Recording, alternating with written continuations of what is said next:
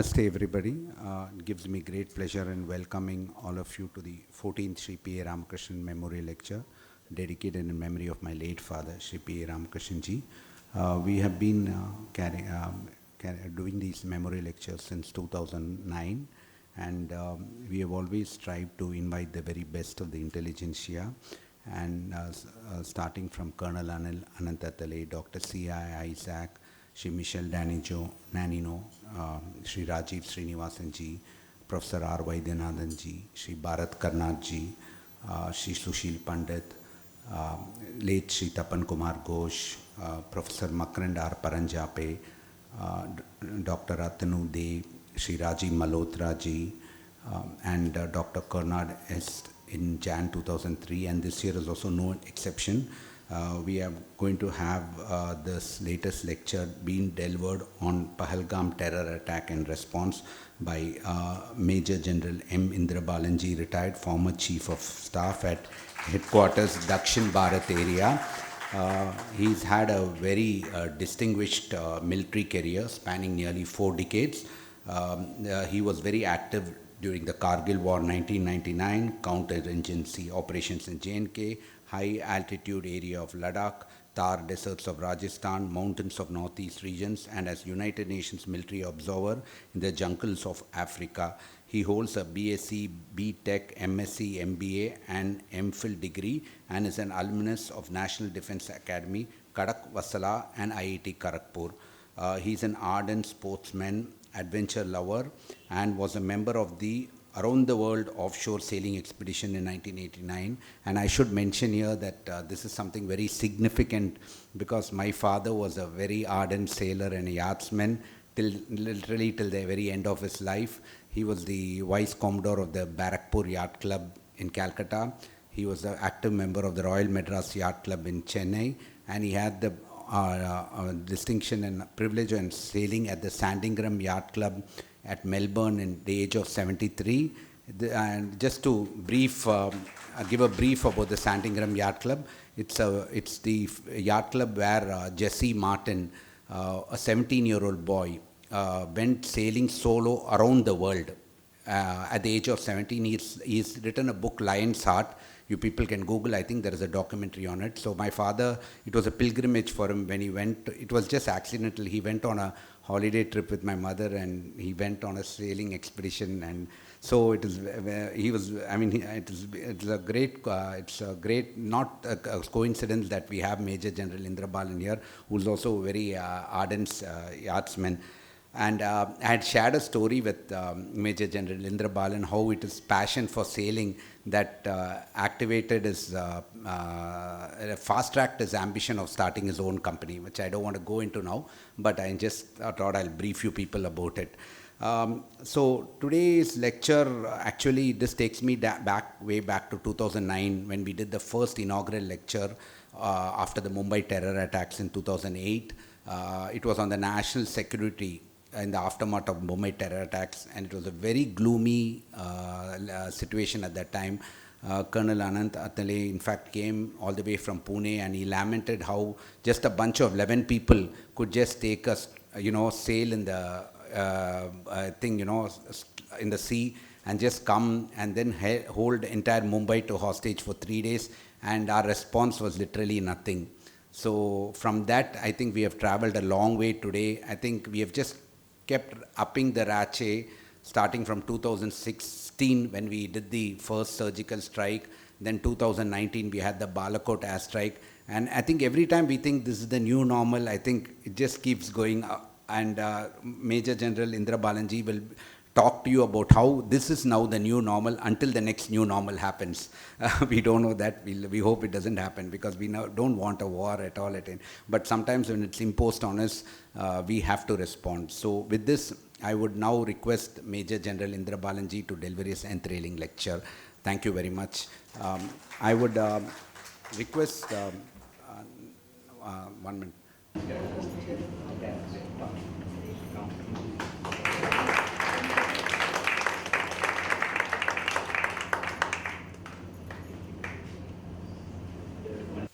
Vanakkam, Namaskaram, good evening, Jai Hind. Today on this occasion of the 14th Memorial Lecture in honor of late Shri R. Ananthanarayan, P.A. Ramakrishnan Ananthanarayan, I feel really privileged to have been invited to give this talk. For two reasons, I think there is a common engagement between the two of us. One, of course, is already mentioned, that we both happen to come from the sailing fraternity. And of course, second is that he's been associated with the OD Avdi as a director. And he's been producing machinery for the India's military needs. And since I also come from the military background, I think that's another place where there is a common ground which connects us together. And possibly that's the providence that brought me on the stage today in front of all of you. My humble namaskaram to all the family members here who are here to pay homage to the late soul. And in the memory of this great gentleman, whom we have already heard of, what all laurels he's brought to the nation, what all new things he's done to the community here, to the community in Bharat. And I hope that I'm able to deliver a lecture which is somewhere equivalent to his personality and the kind of achievements he's shown. Today my endeavor would be to just give you a glimpse of what we've gone through post the Pahalgham attack. We'll run through that series of activities just to recollect, not that you would have forgotten, but I'm sure it's in the memory, fresh in all your memory. And thereafter I'll talk of this new normal. What is this new normal which the Honorable Prime Minister mentioned when the war was on the closing? And then what were the options for India? Something on that we can discuss. And the last part, I will try to keep it as an interactive session more than just a lecture. Is that okay with all of you? Would you like an interactive session, or would you just like a monologue lecture happening? Yeah, I think interactive would be better, because I think all of you would like to not only question my little knowledge, but also express some few viewpoints that you may have on the whole topic. So we'll keep it more interactive than that way.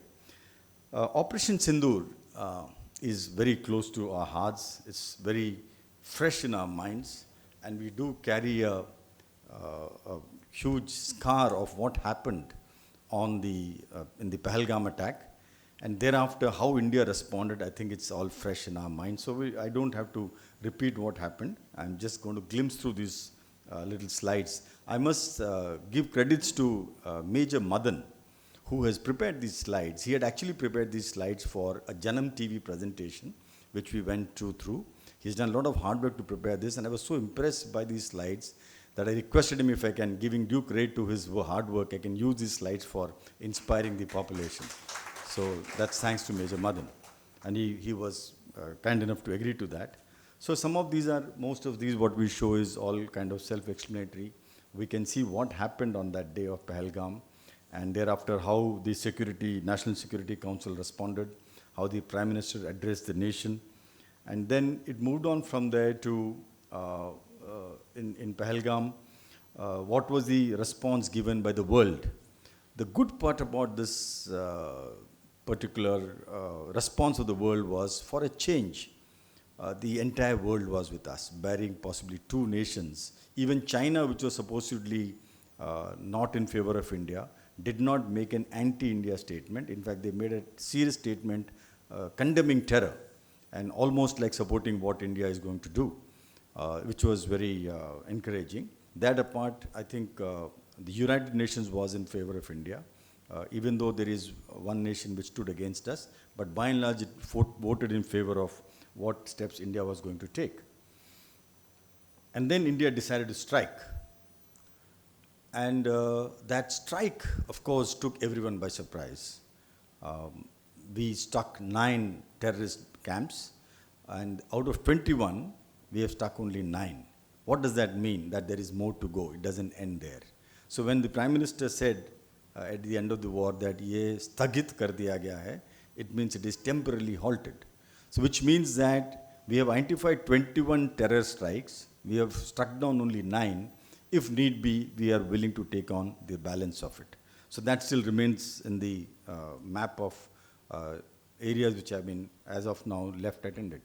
And then we also managed to strike some really high value targets. The three very well-known terrorist groups have been attacked. Many of their senior leaders have been eliminated. And a clear message has gone to them that we are not going to be taking this the way we did it in the past. So that was a clear message that went in. What happened thereafter was, even though Pakistan kept denying that they are not doing any kind of proxy war, they kept denying that they are not supporting these terrorists. But the very fact that the terrorist leaders, along with the military leaders, paid homage to all the terrorists whom we killed, was a clear indication that Pakistan was complicit in what was happening. So then, of course, there are the 3 days, 4 days of war, 7th, 8th, 9th, 10th. When we went on, India decided to show what its power was. And the war finally ended up on the night of 9th and 10th, when the world woke up, the whole world woke up to the realize that India had struck the heart of Pakistan.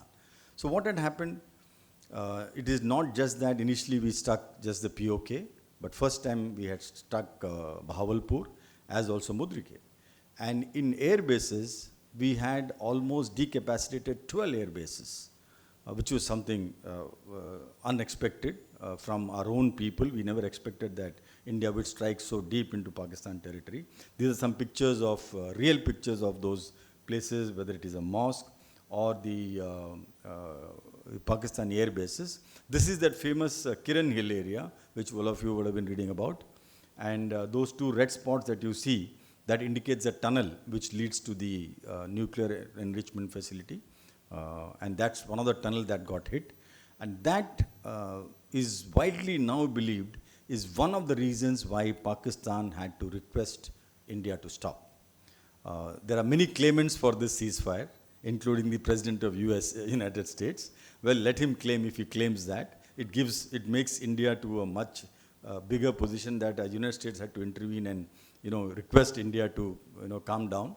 It's the way we take it. We can either say that they dictated us, or we can say that they requested us to calm down. Both sides have a different story. But the fact remains that this particular strike has created a serious consternation in the entire world politics, because I am also told that the United States has distributed its nuclear stockpiles all across the world as a matter of dispersion, which is a strategy in nuclear warfare in order to protect its nuclear arsenal all over. Though these are not confirmed reports, but from social media, from whatever reliable resources people claim, from Washington Post, wherever, people have said that there is some stockpile here which is possibly doesn't belong to the Pakis, but may be stored by United States. So that could have been a reason that this happened. And of course, then there was a war of another nature, the war of words, the war of propaganda. Pakistan went to do a lot of stuff. India mocked at them. There was mockery of Pakistan made a mockery of themselves in many occasions by the foreign minister stating lots of stuff. He became a laughing stock in the media. They tried to do what is called as the the deep web and the dark web kind of propaganda in order to belittle India. But India didn't go for all that. I think we stood our ground. We were very factual in what we said.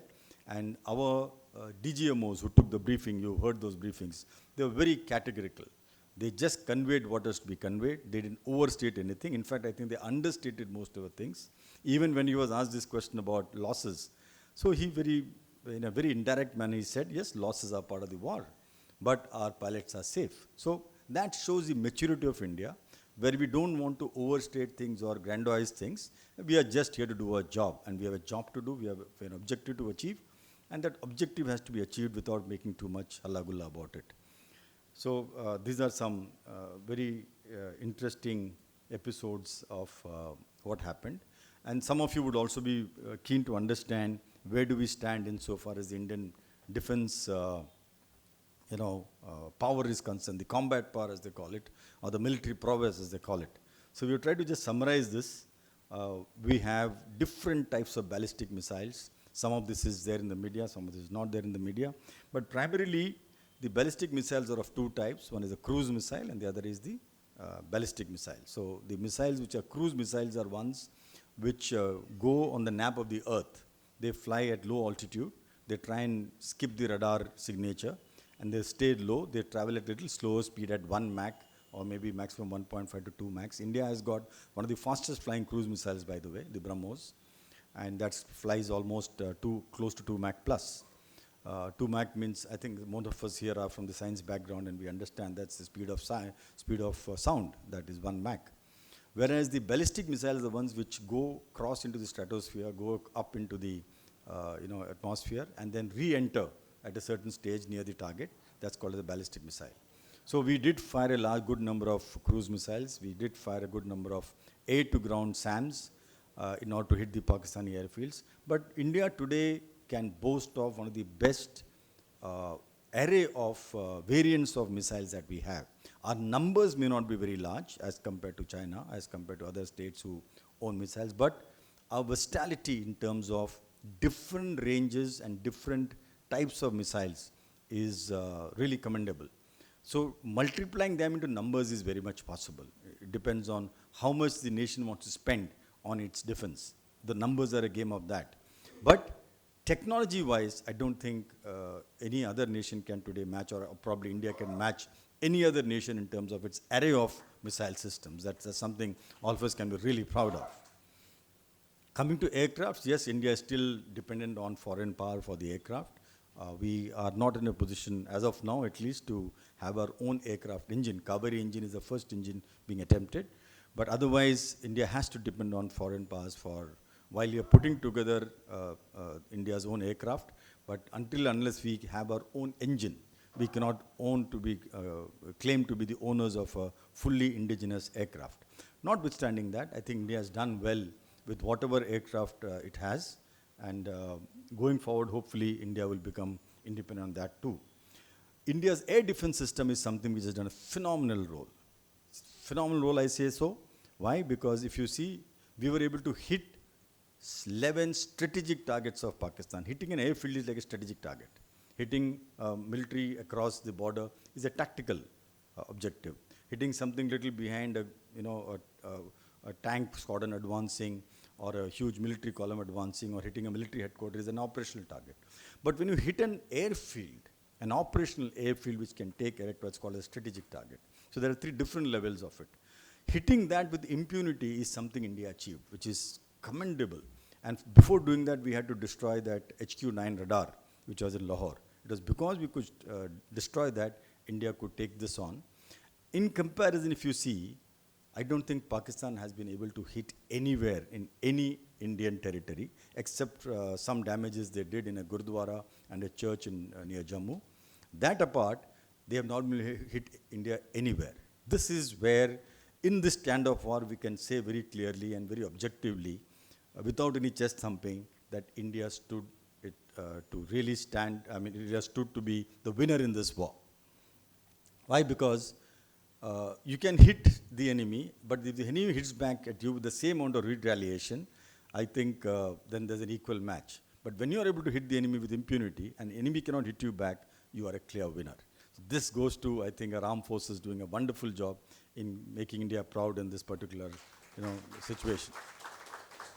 The other thing that we all need to understand is when Pakistanis were sending drones, they were sending drone swarms, and one of the strategies they followed was they would send drone decoys, real drones, drones with surveillance systems, drones with munitions, armed munitions. So it's so difficult to actually make out what is what, because in a radar, whatever type of radar you use, you basically just get a little blip and a picture. You don't get a video. So you just assume based on the cross-section what that item is, and you try to predict. But we don't know what that damn thing is carrying.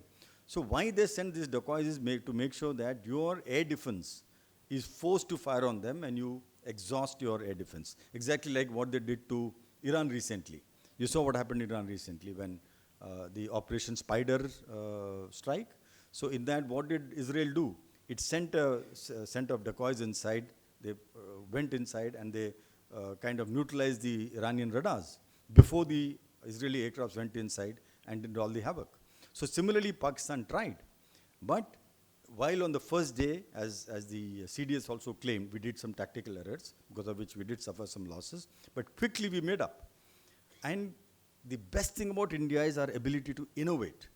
So we have some guns known as, when my father was serving, he used to be serving in a gun, in artillery regiment, which used to own L-70 guns.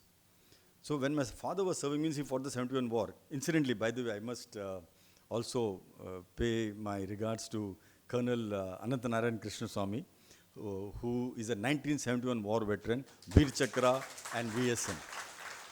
An 87-year-old gentleman who's here amongst us.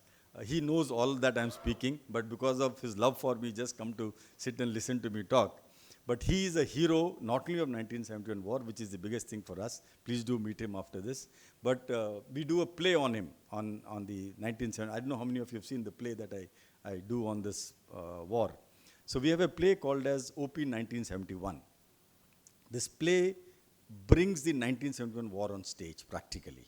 And in that play, we have a protagonist and an antagonist. The protagonist in the play is Colonel Krishnaswamy's character, which is played by one gentleman called Mr. Anand from the theatre group known as SBS Raman Theatre Group.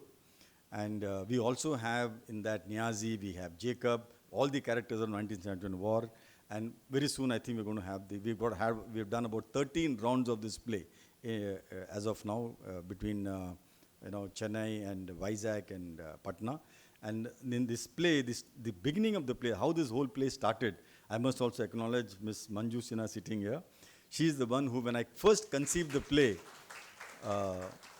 way back in 2021 during the 50th years, so I'd conceived a small, what should I say, nukkad street play for educating people of 71 war. From there, when we decided to convert this into a full-fledged play, she's the one who came forward and volunteered to take it up. So I must acknowledge her presence too. Now, coming back to where we are. So the L-70 thing that I'm talking of, it's a vintage gun. So this, I'm talking of the year 1980. L-70 was still in service, 83, 84. And this L-70, along with another gun system called the Shilka and the Zu-23s, they're all vintage. They were almost obsolete and being sent home. These were refurbished by India's own scientists and technologists who created fresh set of PCBs, fresh set of gun control systems, etc., which are all gone, and fitted a radar on it and used this to shoot down the drones. Something unimaginable. So this is the strength of India. It is not re-engineering, it recreated it. There's nothing about re-engineering. Something that the world had written off, India used it effectively against the Paki drones. So this strength that lies with India, if you are able to really capitalize on it, I have no doubt in our mind that we can become possibly one of the strongest military technology nations of the world. So going back to all the system that is there in front of you, you can see I'm showing that Zu-23, what is there. OSA-AK is another system. Then DRDO has created a system which uses laser and EMP to bring down the drones. It came in the little later stages, but it's been tried out. In future, I think they'll develop it more. So lots of weapon systems are now underway. And we were quite effective in ensuring that none of our cities were hit. This is so important because imagine a situation where a Pakistani missile falls in Delhi or in Jalandhar or in Ambala or any city of India, and there is large number of Indian casualties. It's an unimaginable situation. And today, even Pakistan has Shaheen set of missiles, which has range of 2,000, 2,500 kilometers. If they fire that missile and it escapes India's air defense, it can hit anywhere in South India. We are within reach. So to say that, we can allow Pakistan to do what it wants and get away by remaining a strong military power, which is always looking how to bring India down, we are safe sitting in South India, and it's not so. Anything can happen. There's more that can happen. We'll talk about it as we go by. So Indian arsenal, just to give you a glimpse of the things that I spoke about, you can just have a look at it. So these are those Zu-32 AD gun and then L-70 gun, which I spoke of. You can actually see it and make out it's a vintage stuff, which they are putting up there. Then, of course, you have the Barak 8 missiles that we had used. And we have the Rudra missiles, which is still under development. This is again surface to air to surface missiles to be fired from aircrafts. Of course, then we have this Akshatir, another system that is very effective, ground to air missile systems. And of course, the India must thank our visionary Sri Abdul Kalam for having given India the technology to lead the world in as far as the missile technology is concerned. This great soul has done India proud by being a visionary of what he is. Then, of course, we have the Pristria device systems and BrahMos that I spoke about. BrahMos is now, there's a huge export order waiting for BrahMos. One of my friends is serving there as the director, sales, etc. And he says that it's almost impossible. The kind of orders they are getting is unimaginable. So that's another great news for the nation. Of course, you've seen the T-72 tank, all of you have seen, so that's a tank. Most of our tank regiments are now deployed with these tanks. Then S-400, it's a common name with all of us. We understand what is S-400. These are different types of aircraft that we use, the Sukhoi 30 and the Rafale. And then, of course, the INS Vikrant, which has built India's own aircraft carrier, which came into play, which went to the ocean in order to create a threat in being for the Pakistanis. These are something which Pakistan used, the HQ-9 air defense systems, which is a derivative of the same Russian S-400 or S-300. Then they have the LY-90 systems. And these are the kind of drones and aircrafts that they use, the J-10 and the CH-9 drones. And Bayraktar drone, which was a killer drone, which India successfully managed to thwart. Then the Aksini drone, which is more of a surveillance drone. And then the famed F-16 aircraft, which they have been using. Now, one of the lessons that we learned during this war is that the air defense has to be strengthened further, because the new weapon systems are getting smaller in their radar cross-section because of the stealth capabilities, but larger in their lethality. And in order to stop that, unless and until we have radars which can capture low-flying objects with larger reach, with higher lethality, tomorrow we may not be in a position to defend our situation. So the DRDO is developing this new radar system, which is a VHF SR short-range radar system. Then you have another project, which is again the missile project, similar to, which can fire up to 150 kilometers, or do two different types of missiles. These are coming up. And then you have the long-range cruise missiles under development at DRDO. And well, I close this with a salute to all our soldiers, who I think who did a great job for the nation, protecting each one of us in this whole war.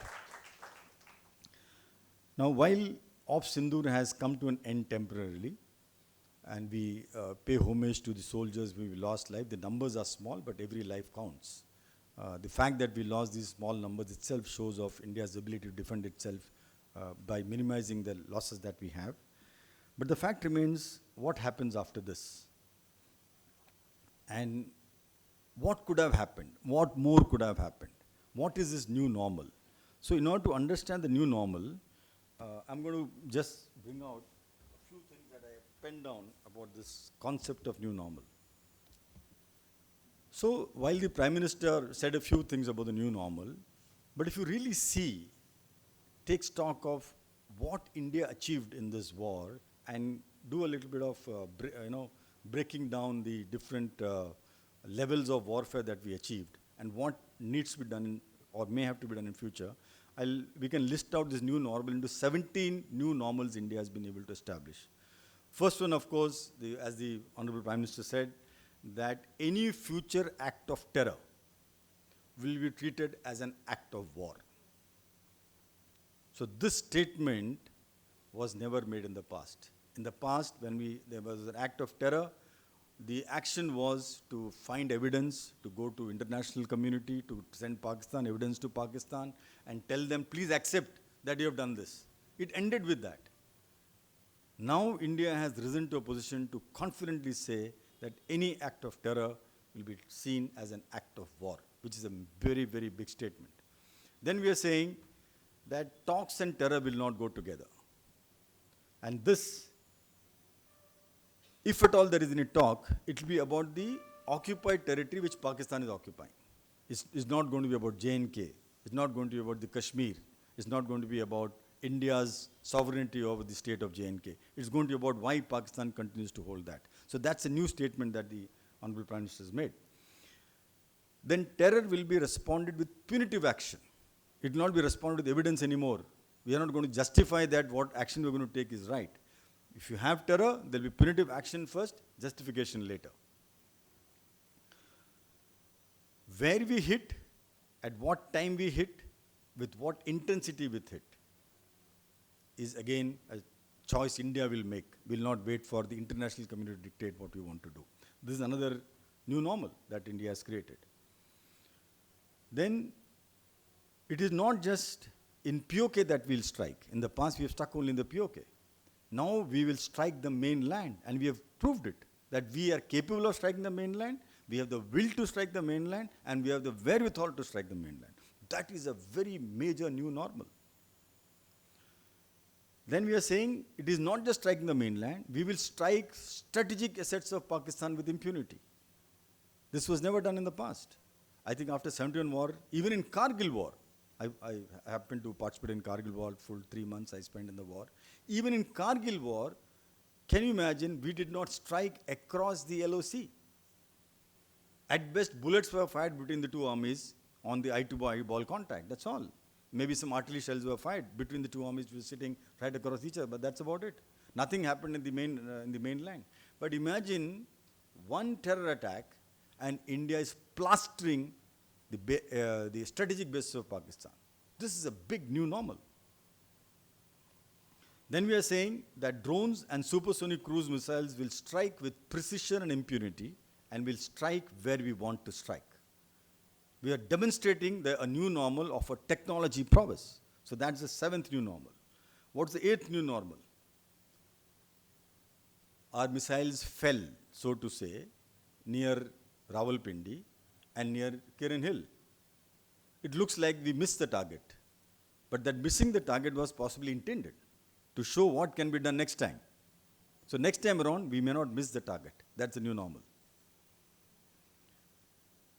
Then, of course, this whole nuclear overhang, the nuclear overhang that Pakistan invariably tends to threaten India by saying that if you take any punitive action, it may retaliate with a nuclear response. Why? Because they don't have the first use policy. India has no first use policy clearly. India says, we will not use nuclear weapon at any cost unless you are pushed to a situation which is not even defined. But we are very clearly, we will not be the first people to use nuclear weapon in a war. But Pakistan has not declared such a policy. That means its first use policy is open. Which is why, for all these years, India has been little reluctant on going few yards ahead in terms of striking Pakistan. But this time, we managed to call their nuclear bluff. And this bluff has been called and possibly also set in place for next 5 years. They may not use this bluff till they're able to repair themselves. Then, of course, there is something called as something new we have achieved. A punitive deterrence. So punitive deterrence is a strategy. There is credible deterrence, there is punitive deterrence, there is defensive deterrence, there is offensive defense, there are different doctrines of warfare. So first time in the history of India's warfare, we have entered into something called as a standoff warfare, where the two armies have not gone into an invasion mode, where the two armies have not engaged directly onto the armored formations, the air formations, the naval formations. They have not gone to a war. But through a standoff war, we've managed to achieve something unthinkable. That's another new normal. And this is by using only a fraction of our arsenal. So what would happen if India decides to use its entire set of arsenal? Well, I think we can all kind of easily guess the outcome. Then, of course, in this new normal, the conventional forces were never used. I'm sure many of you were expecting something like that will happen. We'll take that up during the discussion phase as to what all could have happened. But in this new normal, while our defensive forces were put on alert, the defensive formations were put on alert, the offensive formations were put on alert, the Navy was put on alert, but the conventional forces never engaged with each other. We all kept waiting. So that's another way of setting how a war can be fought with a new doctrine. Then, of course, the weaponization of Indus Water Treaty. This again came as a surprise to all of us. This weaponization is a very, very major factor. Some of you are civil engineers, some of you have done, who understand riverine studies, the upper riparian states and lower riparian states, their dilemmas. You understand the implication of this Indus Water Treaty. Even an announcement of that can create so much of untenable situation for a lower riparian state. I'll give you a simple example. Between Tamil Nadu and Karnataka, we have the Kaveri River. And I think almost 20 years back, 17 people have lost their lives in violence that happened between the two states. So this is inside a democratic country, between two friendly states. Just for water, if this kind of violence can happen, you can imagine if you actually tamper with water flows into Pakistan, what they will go through. They are an enemy nation. And for them, it's survival. For Tamil Nadu, it may not have been survival. It is a matter of getting their share. But for them, for the state of Punjab and Sindh, it is just survival. So if you do that really, which I think the Indian government is now already embarked upon by announcing that they are now going ahead with all the dams they had planned in these three northern rivers. If they start that action, there is definitely going to be retaliation from Pakistan. To say that they'll keep quiet, I don't think that's going to happen. So that's the new normal we established, that we are willing, to state that we are putting this under so-called suspension, and then we are willing to go ahead to do what we want to do. Then the Shimla Agreement. We forced Pakistan into a self-goal. I call this Shimla Agreement announcement of Pakistan, which suspended it, as a self-goal. Why is it a self-goal? Self-goal because Shimla Agreement was created to help Pakistan survive. After 1971 war, when Pakistan was on its knees, when we had captured 93,000 soldiers, when we had captured 15,000 square kilometers of Pakistan territory in the mainland, when the entire of East Pakistan had been subjugated, and India was putting across a democratic nation there, Pakistan was on its knees. We could have done anything with Pakistan. But for whatever good or bad reason, the government at that time took a conscious decision to sign the Shimla Agreement to get peace. Because I think that time the government was wanting to somehow achieve peace. Now, in that, what was given? One, these 93,000 soldiers were given back. 15,000 square kilometers of Pakistani land was returned. Bangladesh, of course, was recognized as a new nation. So, if Pakistan is saying that they will suspend the Shimla Agreement, and the fourth thing that was done was that the ceasefire line was converted into line of control. So ceasefire line was what? In 1948, the line which is where both the armies stopped after the 1948 war.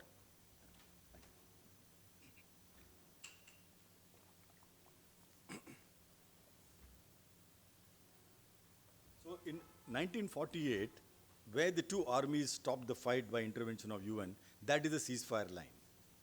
It kept moving up and down with certain subsequent military actions. But after 1971, this ceasefire line is not a recognized line. It is just where you stopped. It was converted into a recognized line by the name of line of control. And we agreed that, no, the armies will not go across each other. It will be a recognized line, though not demarcated. Now, if Pakistan says it is suspending the Shimla Agreement, what does that mean? It means that the line of control sanctity does not exist, and we are going back to the ceasefire line. What does that mean? It gives us freedom to go across without a passport. Right? We can just ride on our tanks and go. We don't need a passport anymore to go across that side. So it's a self-goal by Pakistan. So they were forced into that in some way. Then, of course, a new normal in India's international relations. Compare 71 to now. In 71 war, I must compliment Srimati Indira Gandhi for having gone and taken up a major war despite the fact that the entire world was against India. despite the fact the world powers were against India. Diplomatically, we were isolated. Yet we went to war. But compare that to now, when almost every nation is part of India, is supporting India. From non-aligned, we are now all aligned. And that was proven when it was most required. That is a new normal of our ability to extend our diplomatic relations with nations to win things in India's favor. This didn't happen. Even in past, serious attacks have happened. Even 9/11, what happened? How many countries supported India after 9/11? Very few. So that's another new normal that India has been able to achieve as a nation. The United Nations vote, that happened. And then finally, of course, I think the biggest new normal is the political resolve, the strategic clarity, and the national unity that we have seen during this war.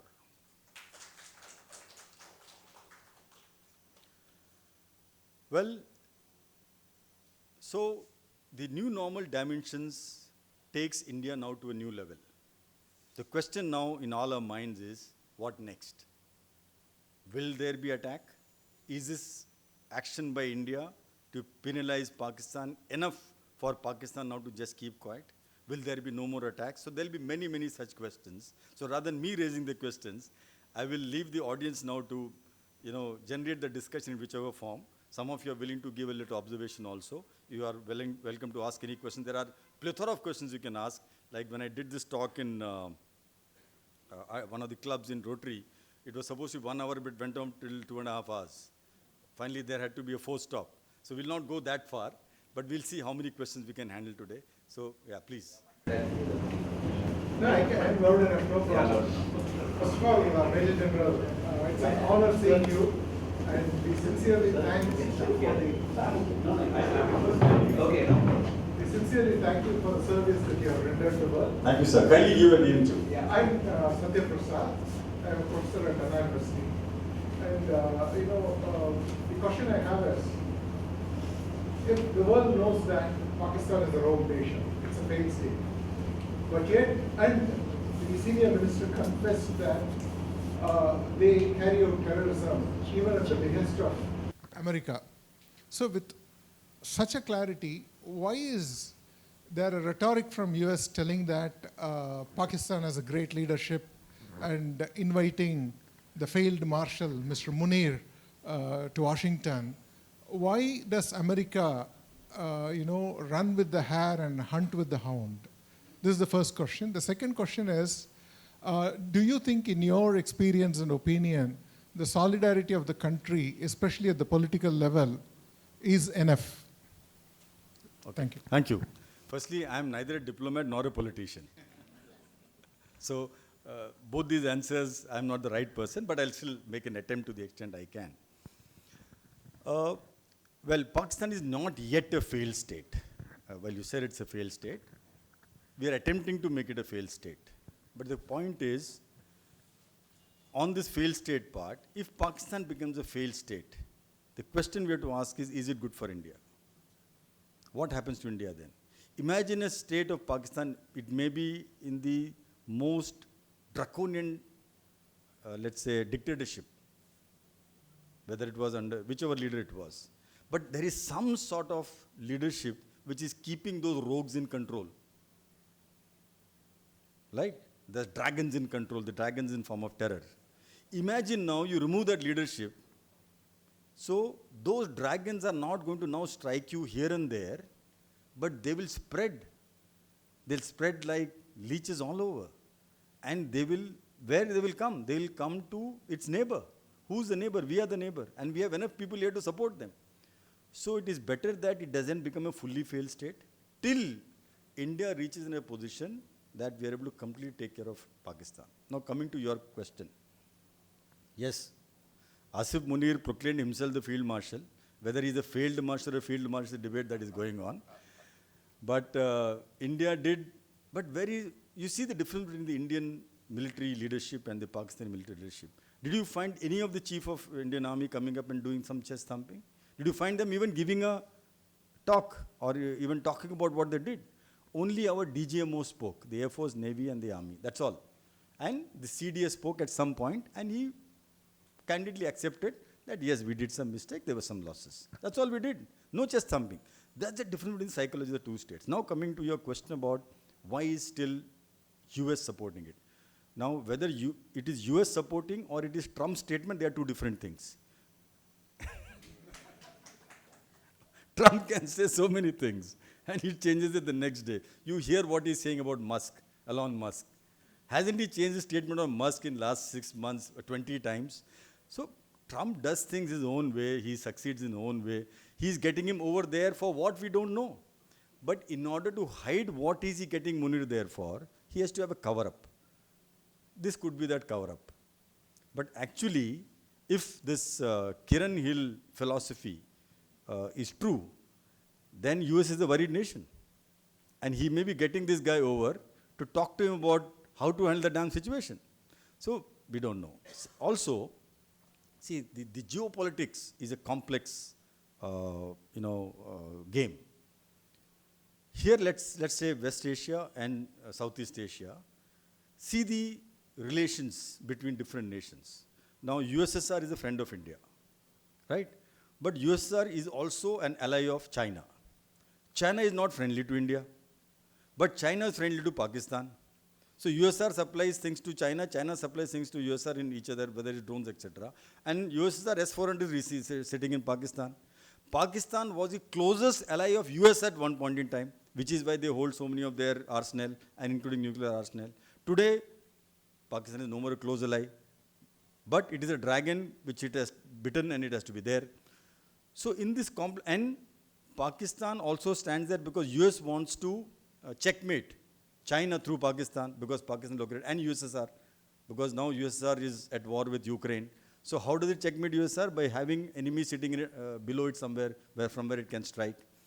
So in this complex scenario, I don't think there are any straight answers to who's doing what. At any point in time, people are trying to extract what is required at that point in time to achieve certain national interest goals. So to that extent, they feel that now that this Munir has declared himself as de facto dictator without having assumption, without having assumed that particular position, they know that he is the man who controls this country. So they invited him over. They'll tame him there and send him back, is what my way of looking. That is question number one. You had a second question. Sorry, another question. Just on this. Yeah. Today there's a news report telling that Washington has denied inviting any foreign leader for the anniversary. Yeah. There's a misinformation propaganda. Correct. Pakistan. So So- he's not been invited to US for attending the 250th anniversary. So that's possibly misinformation. So this dark web, how it works, is a different ball game altogether. Yeah. Thank you for that. Yeah, I'm Sailesh Mehta. Yeah, sir. Yeah. Yeah. Sir. Both are Sailesh Mehta. All right. I want to know that this Operation Sindoor, what will be the effect of the Chinese people? Most of the Chinese goods were built at the time of when Pakistan has done. Do you think Chinese will be very low, or do you think it will be more aggressive than what is there? Okay. Yeah, I think it's a very, very relevant question from the military point of view. China, as of now, sees India as a competitor in the game of rising in Asia, in the Asian region. And China sees itself as a superpower, and they cannot see India rising as a superpower, whereas USA wants to support us. Way back in 2010, when I was doing a war game in the Army War College, we had a war game which we played in 2022 time frame. That is the war game was played 12 years hence, in which we debated about how China would respond in 2022 once the C.P.A is done, the BRI initiative. Now, till then, we were worried about China that they will do something in order to keep troubling India on the northern borders. And as long as we are able to handle that, we are okay. But Pakistan will be able to deal with it separately, even though we may not have to fight a two-nation,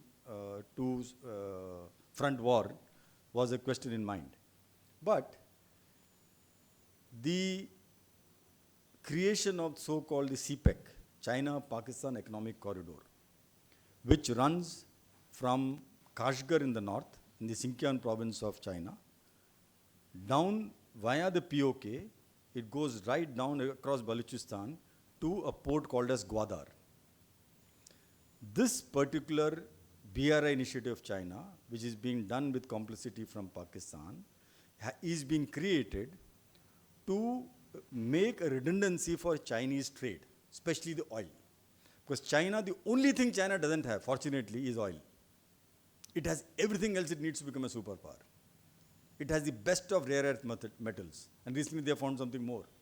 So they control the rare earth metals of the world.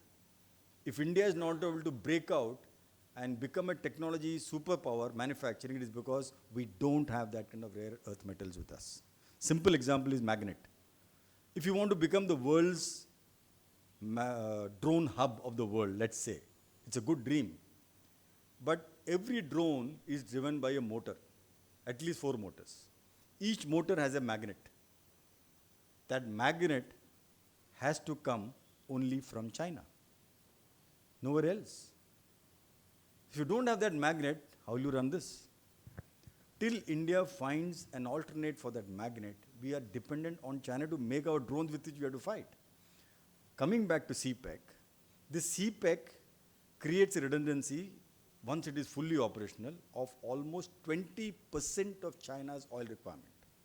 And why China wants to do this or has done this is because 70% of Chinese entire trade passes through Malacca Strait. The Malacca Strait is a strait which goes through Singapore. I'm sure all of you have sailed through that. So Singapore, it passes through Thailand, Indonesia, and the mouth is, of course, at the near Andaman Nicobar Islands. So Chennai Portress, Mr. Indranil Hazira here is fully aware of what I'm talking of. So the Malacca Strait is a choke point for China even during normal times. Because Malacca Strait is, after Panama, the busiest strait in the world. If you have sailed through Malacca Strait, have seen ships passing each other, missing each other by just possibly 100 meters, 10, 20 meters. They can just hit each other. So in that strait, if Indonesia, Thailand, further going down Korea, which is inimical state to Pakistan, and India decide to choke China, and then India, if it comes with Australia and USA, that's the new formation that we have, Quad formation, China gets choked. It cannot fight a war because it will not have oil. It has no oil. The oil has to go from here.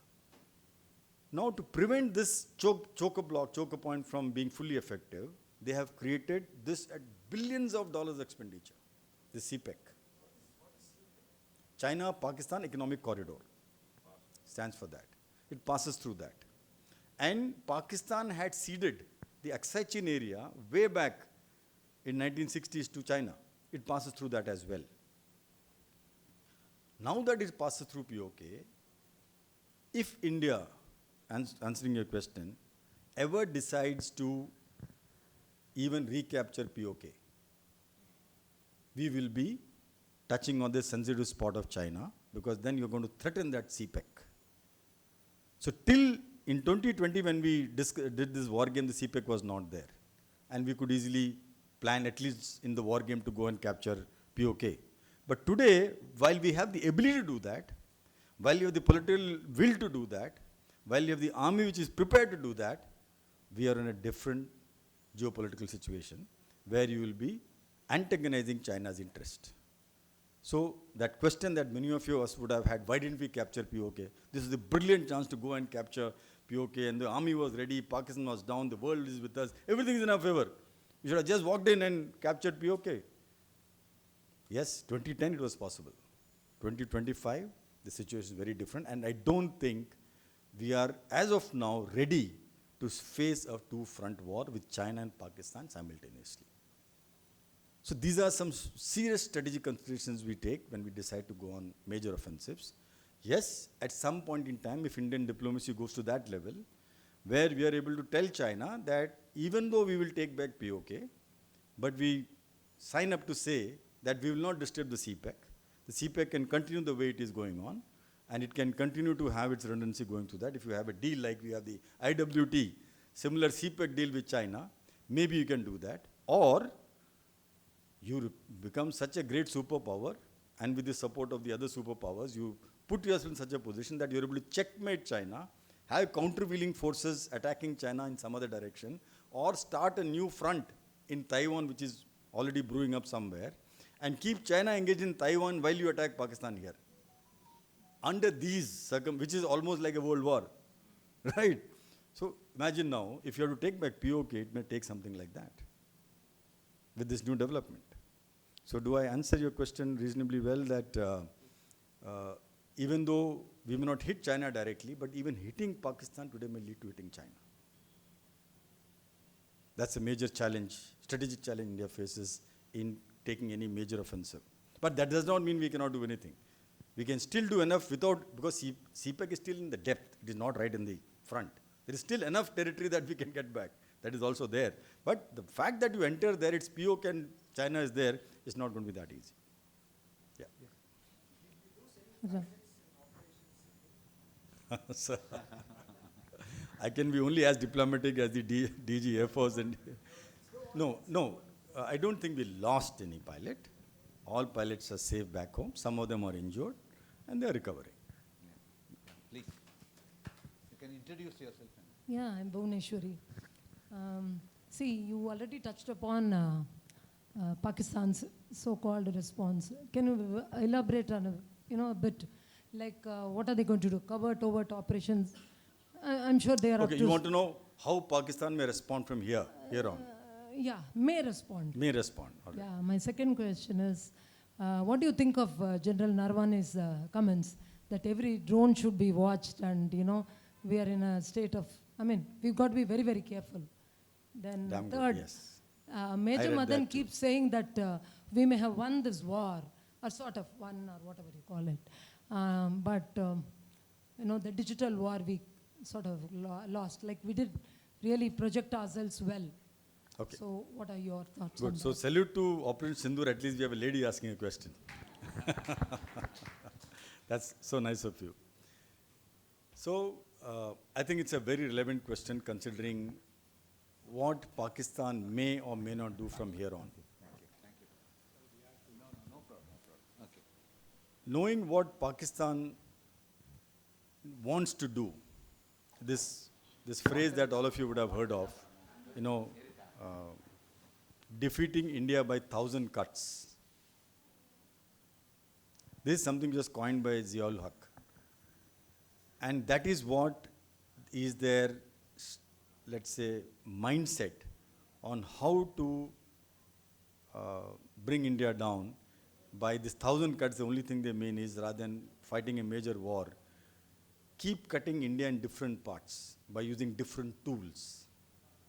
And that's what they've been attempting in the past.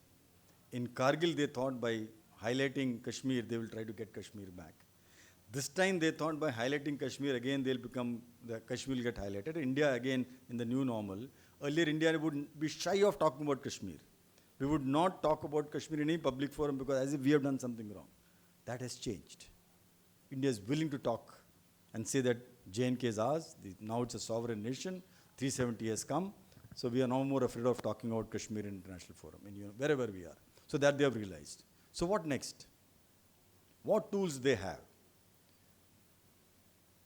So Pakistan, the tools they would use, I would categorize them in 4 different categories. The tool of terrorism is here to stay.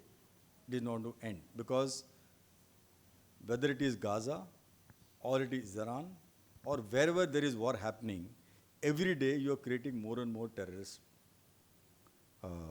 people who are willing to fight for Islam. It is happening world over. And those so-called extreme radical Islamists who are willing to die for Islam are only going to now multiply numbers because of what you have seen in Gaza, what you are seeing in different wars. Where will they all go? Where will they all get deployed? Pakistan is the right territory where they get nurtured. They have the money, they have the will, and Pakistan is created in the Twin Ocean theory as the only nation which has been created in the lines of religion. The idea of Pakistan is nothing but protecting Islam. So they will go out of the way to use this dragon of terrorist tools now available in their hand to, as I see, possibly hit India in a different manner. And they will not do it now. How they will do it? They will possibly do it when India wants to be the safest place. The so-called sleeper cells that are in India will definitely be exploited. And should we, India, decide to go to war, that is when they will try to activate all this. So it can happen before they do a next major terrorist attack. They'll first prepare as to what they will do to something similar to what, let's say, Ukraine did to Russia. What did Ukraine do to hit those 41 aircrafts? It smuggled the FPV drones. FPV drones are small drones, first-person view drones.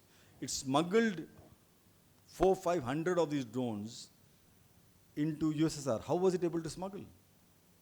It was able to smuggle because there are people within USSR who had compromised themselves. And having smuggled that, they fired at USSR aircraft from inside USSR. Now imagine India. We are a far more porous country than USSR. We are far more denser country than USSR. We are a far more diverse country than USSR.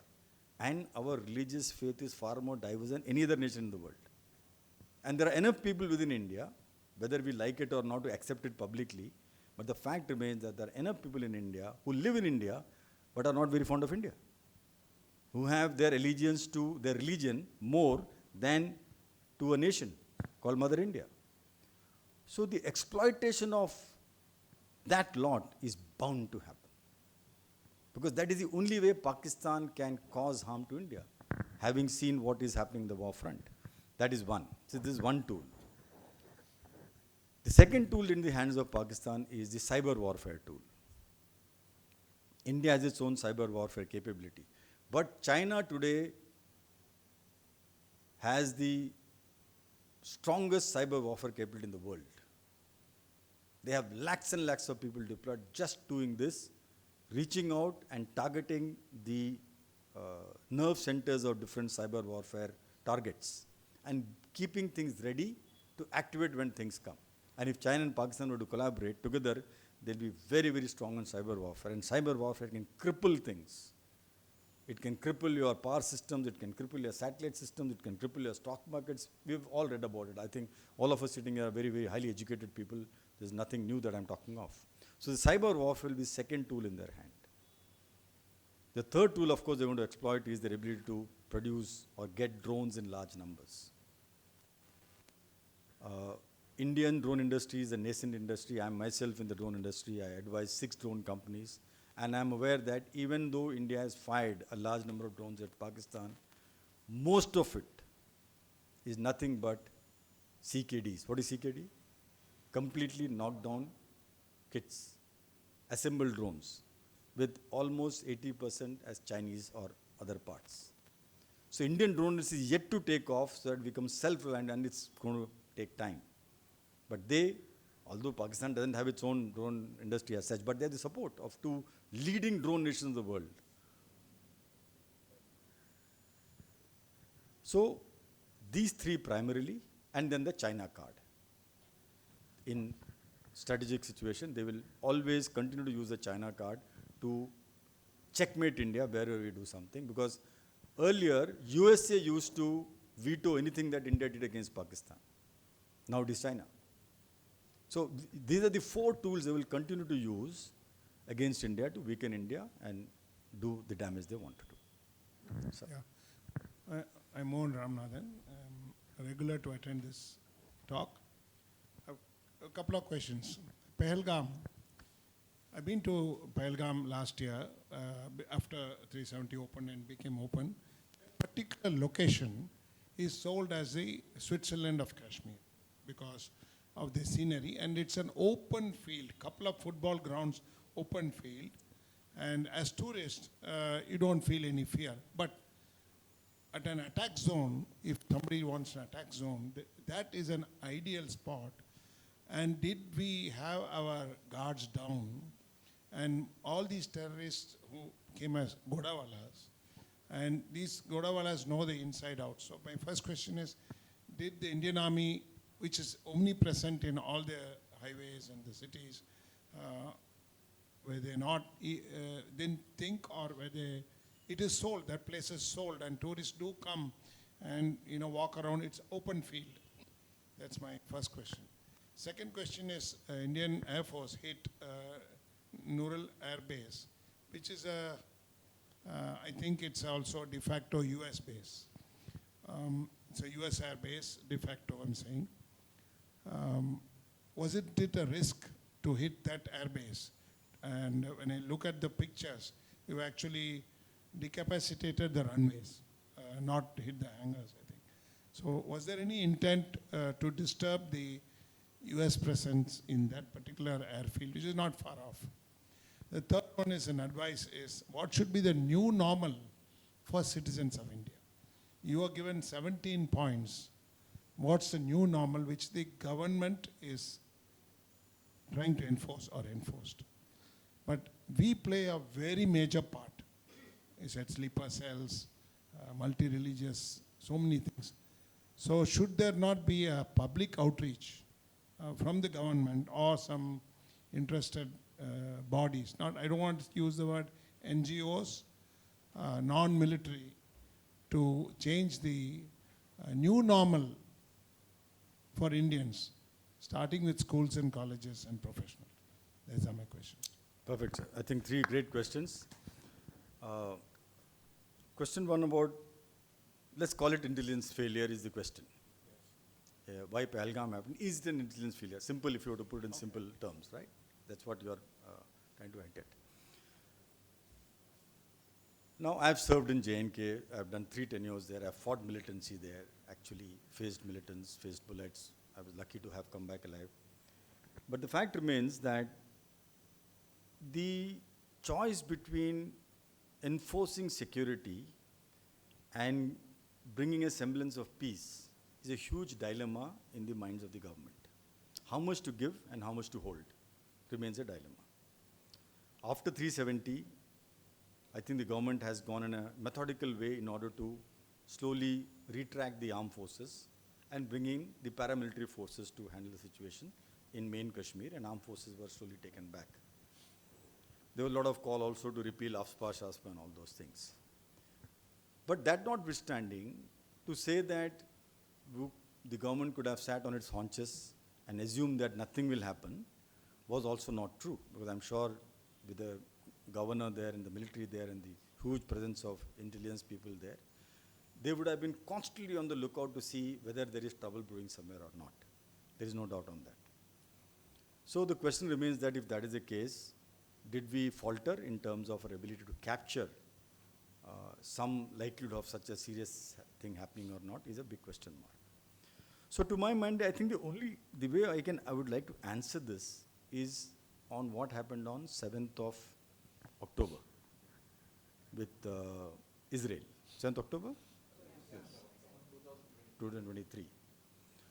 Now Mossad, to me, is possibly the strongest intelligence agency in the world. And Israel lives surrounded by enemies. A small nation which is half the size of Haryana lives surrounded by nations which are 3 times the size of India's Haryana or larger other big nations. And the kind of intelligence network that they boast of is unimaginable. And yet, the Hamas went and did something unimaginable there. And imagine the Hamas would have been planning this for at least 5 years to do what they did. 1,200 killed, and they flying in, using drones and everything. And these people have agents sitting everywhere inside Palestine to know every movement of every single person that's happening. Yet they did it. So therefore, an intelligence dome, if you want to call it, the way we call an Iron Dome and this dome and that dome, an intelligence dome cannot be foolproof. There will be porosity. And that porosity is what enemy is always looking for, to exploit. How do we hold that porosity? How do we completely seal it? It's almost an impossible job. Why? Because if I were to impose security on the citizens, the amount of interference you will have in your personal lives is unimaginable. If I extend security in a let's say, in an airport. So your lines will get bigger in that airport. The kind of trouble you'll go through, you'll start losing your patience. So this choice of the government to, let's say, impose security at the cost of even creating intrusion into private lives of people to avoid all this is a very, very big challenge. Having said that, yes, to claim that, this was bound to happen and we should all close an eye to it, I don't think that's the right way of saying that. I think accepting that there were certain porosity that they exploited and we need to close it is the best way to learn a good lesson. And I think that's where India should accept that as something that happened. That's the best way I can answer your question, sir. Now, question number 2 regarding, the airbase, yes. So we hit the airbase as such. We did not hit any asset. And if US is having its interest in that airbase, we hit it, it belongs to Pakistan land, it doesn't matter. I don't think it should matter at all. I don't think that was a big worry in the minds of Indian strategic thinkers. Whatever little conversations I've had with them, they were very clear that we are hitting it, we are decapacitating it, we are not taking away anything. And it is not, that asset doesn't belong to them as such. They are utilizing it for strategic purpose. So they were not at all worried about what will be the ramification of that. So that's question number 2. Now question number 3, I think is a very, very, very important question in all our minds. Because the world is now at war practically. We thought the Ukraine war will end in 1 year, 3 months, whatever. We thought that the Hamas war will end, it is now expanding to Iraq. I think UK has announced support for Israel. France has announced support, which means NATO is now getting involved. So now NATO is involved in 2 wars practically without fully engaging itself. China is using that opportunity to do something in Taiwan. So when all this is happening, India, if it can play a neutral role, we definitely stand to benefit. But at the same time, this situation, since Pakistan is definitely going to exploit, what you suggested must happen.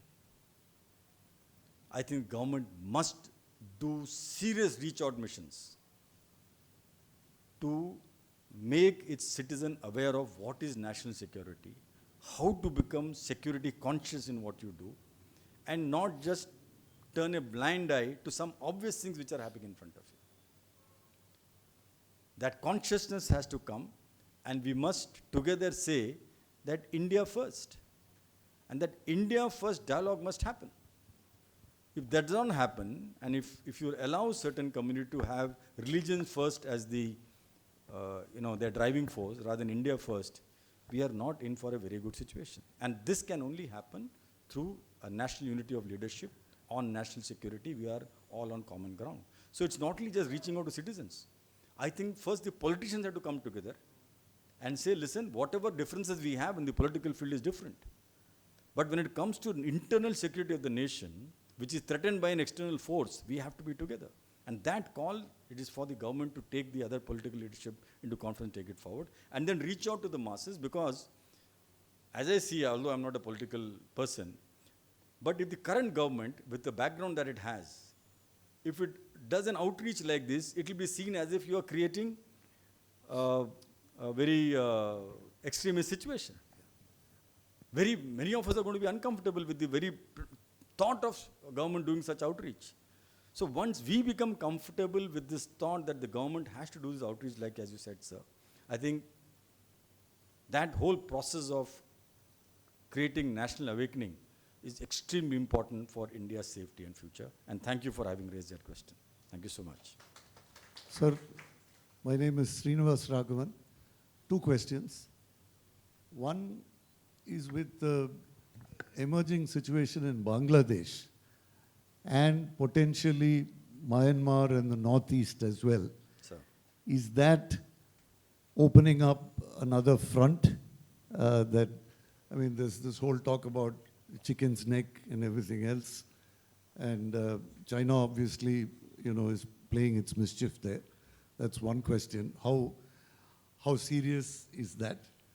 And the second one is Balochistan. Clearly there's a lot of ferment going on, and there are lots of whispers about what India is doing covertly, to aid that situation. So how do these two things play out in the larger picture? I think, again, very, very important. Both questions are very relevant and extremely important. Can I have your name, please, sir? Mr. Srinivas. Okay. Well, I think both these questions are there in all our minds. So the chicken's neck story first thing. So there are two chicken's neck India has. That,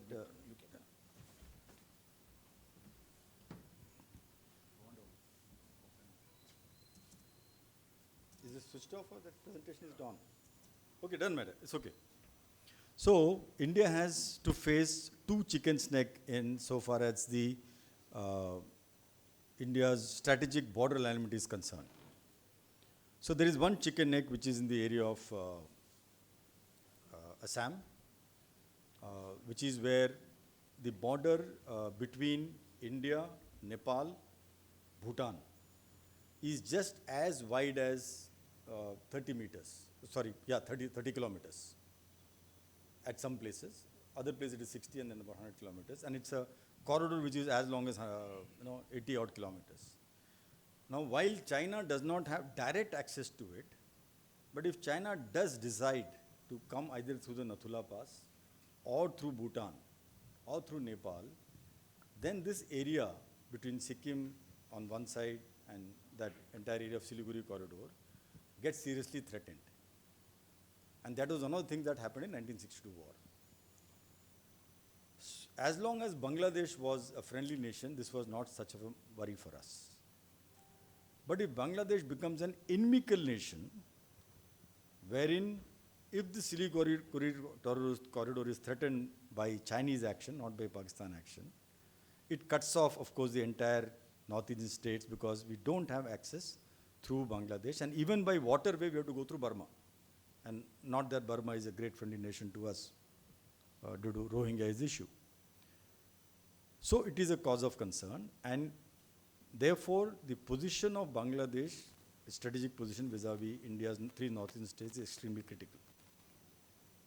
From that point of view, it is important that we are able to somehow build a strategic initiative with Bangladesh in order to create an alternate route through Siliguri corridor. But as of now, it is a big bottleneck for Indian Armed Forces, because even when there is no war, I don't know how many of you have been there. If you travel through the Siliguri corridor, every day there is 5 to 6 hours of road jam. Despite the national highways coming up there, 3 different routes of national highways coming up, everything. The number of trucks that go through that place is like in thousands. And one truck, one wheel getting off somewhere, 12 hours of roadblock. So this is during peacetime. Now imagine during war, one rocket comes and hits a bridge. You are in not a happy situation at all. So we need alternatives there. Definitely we need alternatives, and that is why Bangladesh becomes so important. That is why sometimes when you become wiser in hindsight, you wonder that when we gave freedom to Bangladesh, having shed our blood, why didn't we not ensure, having faced 62 war, why did we not ensure that our strategic interest to Bangladesh is assured and, written forever, like we did for, we were happy to do 72, the Shimla agreement. But why not with him? We have no answer. We created Bangladesh. We could have stayed on there and made it a state of India. Bangladesh could have become India's West Bengal's extension. But instead of that, we gave them freedom and didn't even secure a strategic corridor for ourselves. Can anybody answer this question in this country? So that remains a problem. There is another chicken's neck, which is near the Chamb area. Rahimyar Khan of Pakistan, there is an enclave which projects into the base of Jammu and Kashmir. If you see the Jammu and Kashmir map, it is like this. And then it comes down like that, and again it opens up like that, and you have Punjab and all this side, and UP, Shupi on this side. So this neck of India, which is here, is actually another chicken's neck. Why? Because most of the portion of one side of the neck is Himalayas. A small portion on this side of, which is on the side of Pakistan or POK, is again just 60 kilometers wide in the area of Cham, Katuha, that Aknur area. And Pakistan's Rahimyar Khan, the entire army, the entire strike force known as the Army Reserve North, is located in that area. I'll tell you some little later about what are these strike forces, what do they do in a conventional war, if question of that sort comes up. With they having sitting there, if you ever attempted an offensive on Pakistan, the first thing they will do is strike this chicken's neck, try to cut off entire Kashmir and then the entire National Highway 1 and National Highway 44, which passes through this and goes to Ladakh. And it's in a very, very, I would say, critical area. That if they succeed, even for a few days, is going to create havoc in fighting warfare in northern areas. So these two chicken necks are definitely, India faces challenge in positioning that. Not that we are not prepared militarily, not that we are not catered for it, but a war is a war. You can't predict the outcomes of war. You can only prepare for war. So that's the answer to your question number one. So Bangladesh becomes strategically important for us, and hence controlling Bangladesh politically, strategically, militarily is very, very important for us. Your question, second question was, sorry? Balochistan, yeah.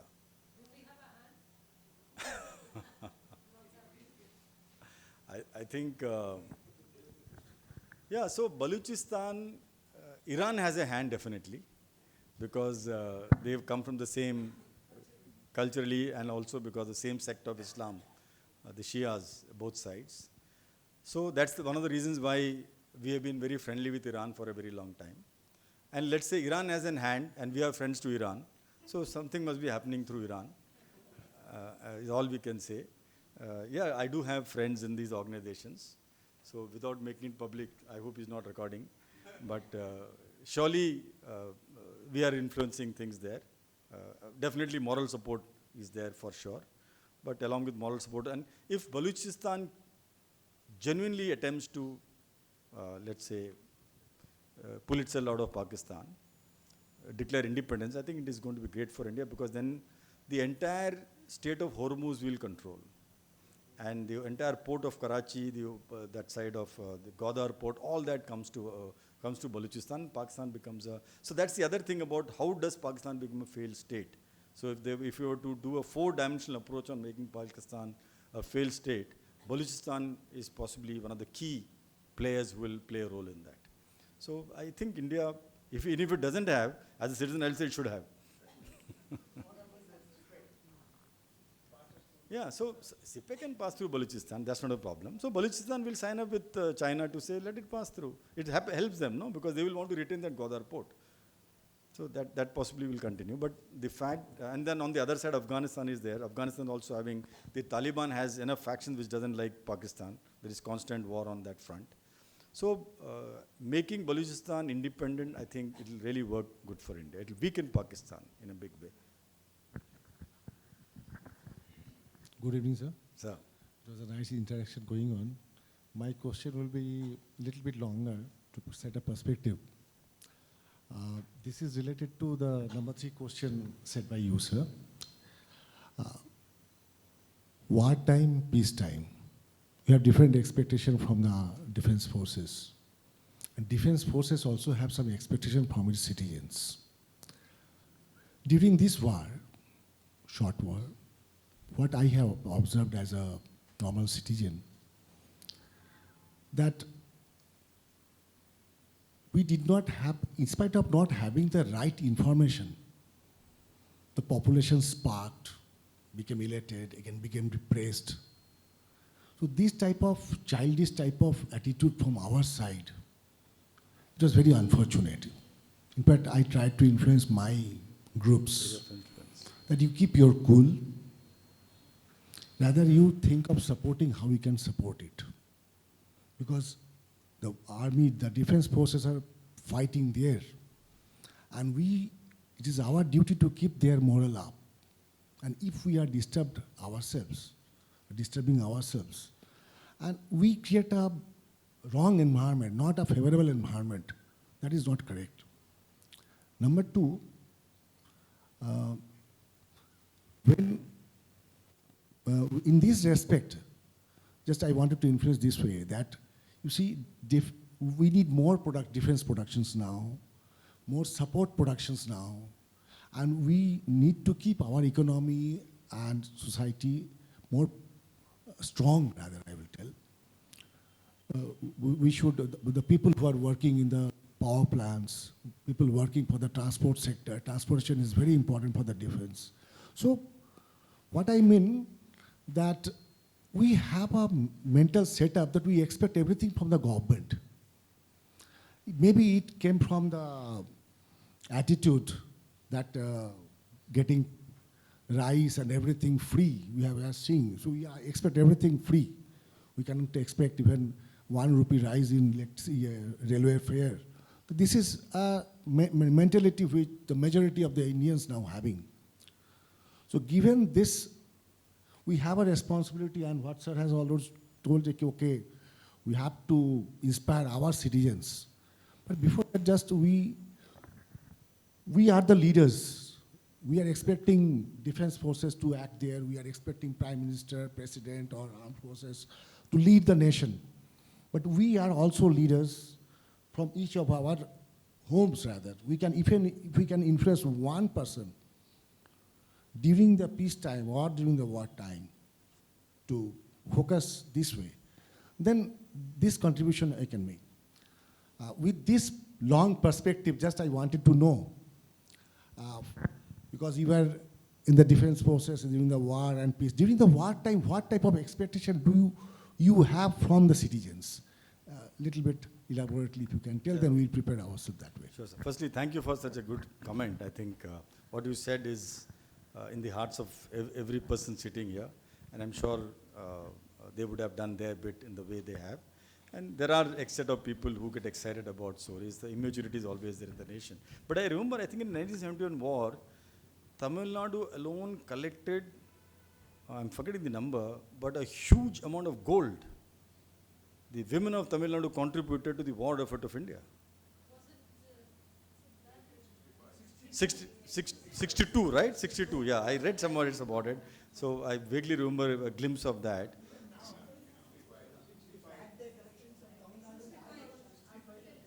Yes. Yes. Yeah. So it happened there. I'll have to do my spade work to understand when. But that was the case. So I think the Indian citizens, the patriotism, I have no doubt about the majority of Indian citizens' patriotism. The loyalty of certain sect of people is questionable, and how do we tame them is something all of us have to think and do. And unless until we agree within ourselves that it's to be done by us and not just leave it to the government to do, we are not in a very good situation, because the population is so huge that government cannot influence everybody. Each one of us has to take that responsibility, as he rightly said, to ensure that the so-called people who are carrying inimical tendencies in their hearts are not allowed to flourish, leave alone do something. And that responsibility, if all of us do, whether we in our area of influence, whether it's in your school, whether it's in your workplace, wherever it is, where you point out, where you are willing to call a spade, where you are not willing to look the other side when something wrong is happening. That mentality, as Mr. Hazara rightly said, he's a serving secretary of the Chennai Port Trust, and he's saying that with a lot of responsibility. And in that mindset must come in every single Indian. And if that comes, I think we are going to be a safe state. Coming to what the armed forces expect, well, I think the armed forces, when you're fighting the borders, since I've taken part in a war in Kargil, and we were almost going to go across Pakistan in 2001 after the parliamentary attack. The entire forces had mobilized. There was a place called Lunkaransa, sitting 10 kilometers away from Pakistan border. And thereafter I laid about 14,000 mines, land mines, my company laid in the physical sector. So during all this time, the kind of support you got from people in Punjab and Rajasthan is actually drives you to a different level of patriotism. the local population there know the pain of fighting a war because they face invasions, and they do any amount of sacrifice to go and support you. Not that the Indian Army requires a lot of resources in terms of food, etc., but they'll still come and bring it. They'll cook something at home and bring sir khao ye. I know I have my ration, but he's showing his love for you. He's showing that he's there with you. And in 2001, I was in Fazilka sector sitting on that Fazilka DCB, Ditchkam Band. The village had got evacuated. The government had issued orders for the villages to get evacuated. All the families' children had left. But the men didn't go. They stayed there. And they would come and share the bunkers with us. Somebody will bring वो गन्ने का बना हुआ taught भी लेके आएगा साथ में कि सर इसको आज लगाओ कल की लड़ाई की तैयारी करते हैं. That is, and they said, one of them told me, sir, when you go across, please take me along. और कुछ नहीं तो मुझे मैं 12 bore लेके आएगा अपना. So that is the kind of, that itself tells you that the nation is with you. So to answer the simple question short, the Indian Army fortunately is a voluntary army, it's a standing army, and it's an army which is here to protect this nation. What strengthens the Indian Army, apart from the technology now that India is going to develop in a big way and become self-reliant, which has become so much more important in modern warfare, is the feeling from the heart that the nation is with you. And that comes by itself. It can be seen. It doesn't have to be told. The military people can feel it because the messages go through families, the messages go from the children, the messages go from the relatives as to how his neighbor is behaving, what the media is talking, what this is doing. All that reaches the soldier. And all these things affect the soldier, let me tell you that. So if you can create an environment where the soldier feels two things. One, that he's fighting for a worthy cause, for a worthy nation, for a worthy set of people. And two, that after him, his family will be looked after. He's only looking for these two things. Does that answer your question, sir? It's as simple as that. A soldier is not looking for anything more. So if you can ensure these two things, to tell him you're fighting for a worthy cause, and after you, there are people who will take care of your family, I think he will do whatever it needs to save this nation. Thank you. Yeah. Let's start. Jai Hind, sir. My name is Sridharan. என்னோட question உங்களுக்கு plus இந்த audience எல்லாருக்குமே சேர்ந்து தான்.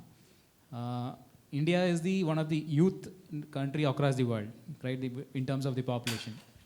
But இந்த ஹாலில் இருக்கக்கூடிய இவ்வளோ பேரில் எவ்வளோ பேர் யூத் இருக்கும், right? And how about in the message next generationக்கு how we are going to transfer? யூத்தை எப்படி நம்ம கவர் பண்ண போகிறோம், யூத்துக்கான ப்ரோக்ராம்ஸ் என்ன, பிளான் என்ன, அவங்கள எப்படி நம்ம வழி நடத்த போகிறோம்? That's my question. Thank you, sir. Jai Hind, sir. You want to also continue with the question? Yeah, go ahead, please. Sir, நான் தமிழில் எப்படி பேசுகிறதுன்னு நினச்சிட்டு இருந்தேன். சொல்லுங்கள் ப்ளீஸ். அதுக்கு அவர் ஒரு வாய்ப்பு கொடுத்துட்டாரு. பொதுவாக இப்போ எல்லாம் நம்ம சண்டையை பற்றி பேசிக்கிட்டு இருக்கோம். நான் சமாதானத்தை பற்றியும் அமைதியை பற்றியும் பேசுகிறேன். தீர்வுதனை காண்பதற்கு சண்டை ஒன்றே தெளிவான வழி என்று சண்டை செய்தால் சோர்வுகளே தீர்வதனின் முடிவிலட்டும், சோர்வுகளே தீர்வதனின் முடிவிலட்டும், சேதங்கள் அணிவகுத்து நாட்டில் இருக்கும். தீர்வுதனை பேரமைதி வழியில் நின்று துல்லியமாய் அணுகிட்டால் தீர்வும் கிட்டும், தீர்ந்திடாத தீர்வதுவும் முடிவை எட்டும், திக்கெட்டும் மகிழ்ச்சி அது முரசு குட்டும். இது நம்ம அமைதி யாரும் பார்க்க மாட்டோம் சார். இப்போ ஐநா சபை 1946 2வது உலகப் போருக்கு அப்புறம் இந்த சண்டை சச்சரவு இருக்கக்கூடாதுங்கிறதுக்காக தான் துவங்கப்பட்டது. அதில் எல்லா நாடுகளும் இன்றைக்கி இருக்குது. ஆனால் யாருமே அங்கே ஒரு கண்டிப்பான தீர்மானத்தை நிறைவேற்றி எல்லா நாடுகளும் ஒத்துப்பட்டு அது எல்லை பிரச்சனையாக இருக்கட்டும், அதில் தீர்க்கப்பட முடியாத பல வருஷம் பேச்சுவார்த்தை பிரச்சனையாக இருக்கட்டும், எல்லாம் சண்டை வரக்கூடாதுங்கிற மாதிரி அங்கேயே ஒரு சைன் பண்ணிட்டாங்கன்னா பிரச்சனை ஒழிஞ்சிடும் சார். இதுவரையிலும் அது செய்யாமல் இருக்காங்க. அது துவங்கப்பட்ட நோக்கமே இன்னும் சால்வ் ஆகலை. ரெண்டாவது, இப்போ சண்டை வரும்போது முன்னாடிலாம் குளோபலைசேஷன் கிடையாது. இப்போ நம்ம பழைய இதிகாசங்கள் எடுத்துக்கிட்டால் ராமாயணம் பார்க்குறோம், மகாபாரதம் பார்க்குறோம், எல்லாத்துலேயும் கூட சண்டையை பற்றி வருது. ஆனால் சண்டையினால் தீர்வு கிடைக்குதான்னு பார்த்தா கண்டிப்பாக கிடைக்காது. அப்போ அந்த காலத்தில் சண்டை போடும்போது 2 நாடுகள் மட்டும்தான் அதில் பிரச்சனைக்கு வரும். சம்மந்தப்பட்ட நாடுகள் 2 நாடுகள் மட்டும்தான் அதில் பாதிக்கப்படும். இப்போ அது மாதிரி கிடையாது, குளோபலைசேஷன் ஆகிடுச்சு, எல்லா நாடுகளும் பாதிக்கப்படுது. ஏதோ ஒரு காரணத்தால் ஒரு நாடு இன்னொரு நாடு பிணைஞ்சிருக்கும் பொழுது சண்டையை பற்றி யோசிக்கிறத விட சமாதானமான முறையில் இந்த சண்டை இல்லாத உலகத்தை உருவாகிறதுக்கு எதனா வழி இருக்கா? அதை யோசிச்சா, ஏன்னா இன்றைக்கி நிறைய பொருளாதாரம் அதில் வேஸ்ட் ஆகுது சார், கண்மூடித்தனமாக. இப்போ நீங்கள் என்ன தான் ஒரு பொருள் வாங்கினாலும், ட்ரோன் வாங்கினாலும், எது வாங்கினாலும் அது ஒரு 20-25 வருஷம் கழித்து அது குப்பையில் தான் போடணும். அது வந்து எந்த விதமான யூஸும் கிடையாது. மனித வாழ்க்கை வந்து இவ்வளோ கேவலமாக இருக்கும் பொழுது அவங்களுக்கான நலத்திட்டங்கள் எதுவும் தீட்ட முடியாமல் ஒவ்வொருத்தரும் போட்டாப்பட்டி போட்டுக்கிட்டு நவீன ஆயுதங்களை வாங்கி குவிக்கிறதும் இந்த ஒட்டுமொத்தமான உலகத்தை வந்து நாசமாகிறதும் எந்த வகையிலும் நியாயம் இல்லைன்ற மாதிரி தோணுது. ஆனால் வாழும்போது கொஞ்ச நாள் தான் வாழ போகிறோம். வாழ்க்கை எல்லோரும் 100 வருஷம் வாழ போகிறது இல்லை. அந்த 60-65 வருஷம் எல்லாருமே நல்லபடி வாழணும் இல்லையா? அதுக்கு ஏதாவது தீர்வு இருந்ததுன்னா நல்லா இருக்கும்னு தோணுது sir. Thank you sir. Sir right, ரொம்ப நன்றி sir. Will you help me transfer a little bit? No. I could understand. Yeah, even I could understand. No, what this point he was making is that we have, we are talking about war, but he's talking about peace. And he was talking about United Nations was formed for the purpose of, solving all the disputes between nations and all that, but has it achieved its objectives? So his point is that, if we could have lasting peace, that would be very ideal. So that's what I think. அவர் அதுதான் சொல்லியிருந்தார். நீங்கள் அமைதியாக இருந்தால் ரொம்ப நல்லா இருக்கும் தான் நீங்கள் he was saying. So he was talking between nations. So what he's talking is an ideal situation.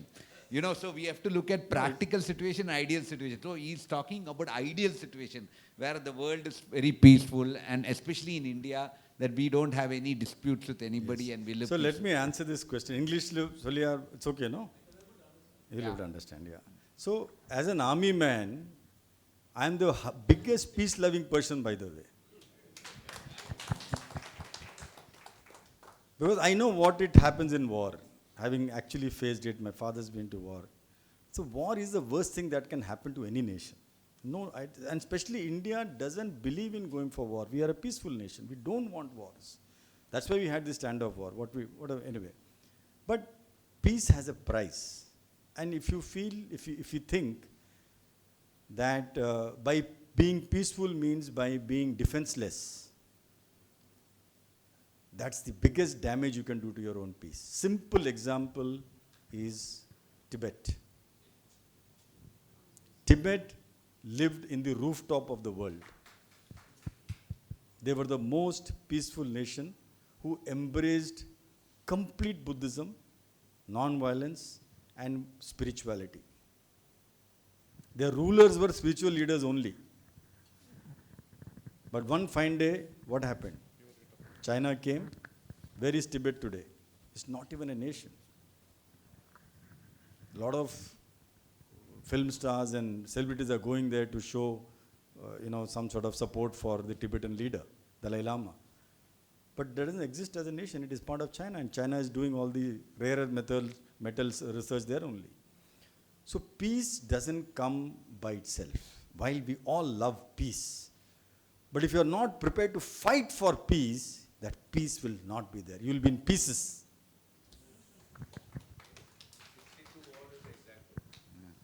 So coming to Sridhar. So Sridhar's question, I think, is very important because India is going to be the most youthful nation in the world for next 20-30 years. And it is the youth which is going to decide how our nation, from here, what position it takes in the world, whether it is in the political front or in the diplomatic front or in the economic front or technological front. It's the youth who are going to drive. All of us who are sitting here, I think we can only inspire them, guide them, tell them, but they have to do. And therefore this outreach program that we are talking of, ideally should be targeted at that youth. And if you ask Mr. Anantanaran, I had also asked him that the audience I am going to address, how much youth is going to be here? I had asked him this question. I said, can you at least ensure that one school is inspired to come here, spend their children here or college? Make 30 of them sit there. They'll go and speak to 10 people. 300 more will know what's happening. So a talk like what I am doing, the ideal audience for that is what Sridhar said. And Mr. Arjuna Murthy sitting here, he's nodding his head. He's a great soul. All of you would know who Mr. Arjuna Murthy is. He's a very senior leader in the BJP, a very well-known industrialist. He's created fintech, companies of large repute. He's come here to attend this lecture with all his humility. But he is working, doing some great work to enthuse the youth in his own way. And we need more and more people like him. He does one nation, one election talk, many other things. So he spends most of his time after his great career in the business to save India and support the youth. So surely, sir, I think Sridhar, your question is very well taken. I think all of us, if we all pledge that we will at least, those who can have the ability to inspire, they should do that. But those who don't have or don't want to be in the forefront, at least support such initiatives who are reaching out to the youth. And if all of us can somehow or the other, in our areas of influence, sponsors lectures like this in schools and colleges, that itself will make immense difference. Immense difference. So all you need to do is nothing. Like he has taken the pains to organize a lecture in the honor of his father, beloved memory of his father. Like that, in the beloved memory of your own somebody, instead of one only going and doing some donation somewhere, say, I'm going to organize a lecture in the school. Just start doing that. It will spread like fire. It will multiply. And slowly and more you'll find youth getting involved. Because I'm telling you, I deal a lot with youth because I kind of mentor a lot of startups. And the youth are not so bad. Huh? They are good. The only point is, we have not been able to impress upon them the importance of national security, the importance of being good citizens. They are good in terms of the profession, but there is professional competence and there is national goodwill. They are two different things. This chapter has not been told to them because they have been focusing a lot more on crossing academic milestones and professional milestones. And this has been possibly put on a backstage. If you're able to inspire them through whatever I said, I think that will help us a lot in strengthening this nation. Yes, ma'am. I'm Nandini Balasubramaniam. My father's lecture. Yes. He's my brother. I just want to tell you that maybe the reason the youth of today are kind of in a, indifferent, they have an indifferent attitude because they've not seen any wars. Most of them have been born after the 90s, maybe Kargil war, maybe have been too young. So as we have seen a lot of wars, we have some kind of patriotism within us. We have some kind of belonging, that we belong to India. I would like to ask you one question. What about the enrollment in the armed forces? Has it been steady? Is it declining? Or has it been going up over the years? Because that could be an indication of how interested the youth are in, serving the country. And the second question, would it be nice if we could adopt the policy of Singapore where there's a compulsory military, they are national service, they are forced to serve in the military? Would that help in any way so that our youth will get interested and know what the other side of defending the country is? Yes. Very, very relevant points, ma'am, and thank you for bringing this up. The induction into Indian Army, the interest in Indian Army, the eagerness to join, I think that has not gone down. In fact, when we do recruitment for the armed forces, we actually face a problem of excess. The supply is much more than demand. When you do a 500 recruit selection or 1,000 recruit selection, almost 10 to 20,000 people come there for getting selected. So that is not a problem. So it is not only because of their patriotism, it's also because they're looking for a job. So more than anything else, they're looking for a job. And then in India, government job is more important. And also, in their homes, at least in North India, this I have seen, there's a pride to join the army. Because at the end of the day, in this nation, not because I belong to that service, I think all of us tend to agree that if there's a pride in serving in an organization, the Indian Army, the armed forces carry that pride with them. So to associate with that pride, there's a good amount of youth who come. So we are not, in terms of that, we are not worried that youth is not willing to join. Yes, in the officer cadre, we can definitely do with better talent. We can definitely do better talent, but many times what happens is, I've seen many brilliant boys go, they don't get selected in the officer cadre and they get rejected, or they won't get selected, they get dejected. Now it's not because we didn't want that particular gentleman or he's not good enough for the military. It's not that. Even Abdul Kalam got rejected, right? But he became a president later. There's a specific way of selecting people for the armed forces of a certain psychological makeup.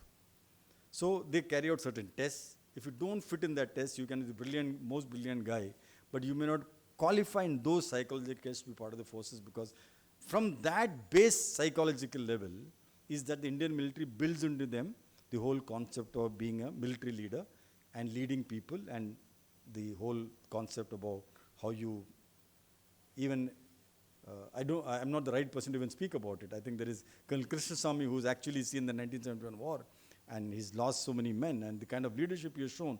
To get that kind of leadership, they look at that base psychological level from where they built up. So at the officer level, I'm sure we can do with definitely a better lot coming in. And insofar as the question about military training is concerned, yes, I think India does, we need to have some sort of exposure to military for the entire youth. But I have done a talk on this in the News Network 18 Times Now, a full-fledged talk of almost half an hour on this, when Anand Ranganathan, had a chat with him on this very particular topic. It's a big topic, but in concise I can say that logistically, infrastructurally, financially, it is almost impossible to achieve this. The Parikar committee, which was tasked to do this in 2014, that committee has done a full-fledged study on this topic of, leave alone making everyone do 2 years of compulsory service, even to make everyone join NCC for 2 years, or spreading NCC everywhere was ruled out. It's a logistic nightmare in a state like India, where there's a student population crosses 4 crores. And you know what is the size of NCC? 15 lakhs. The size of India as NCC is 15 lakhs at any point in time.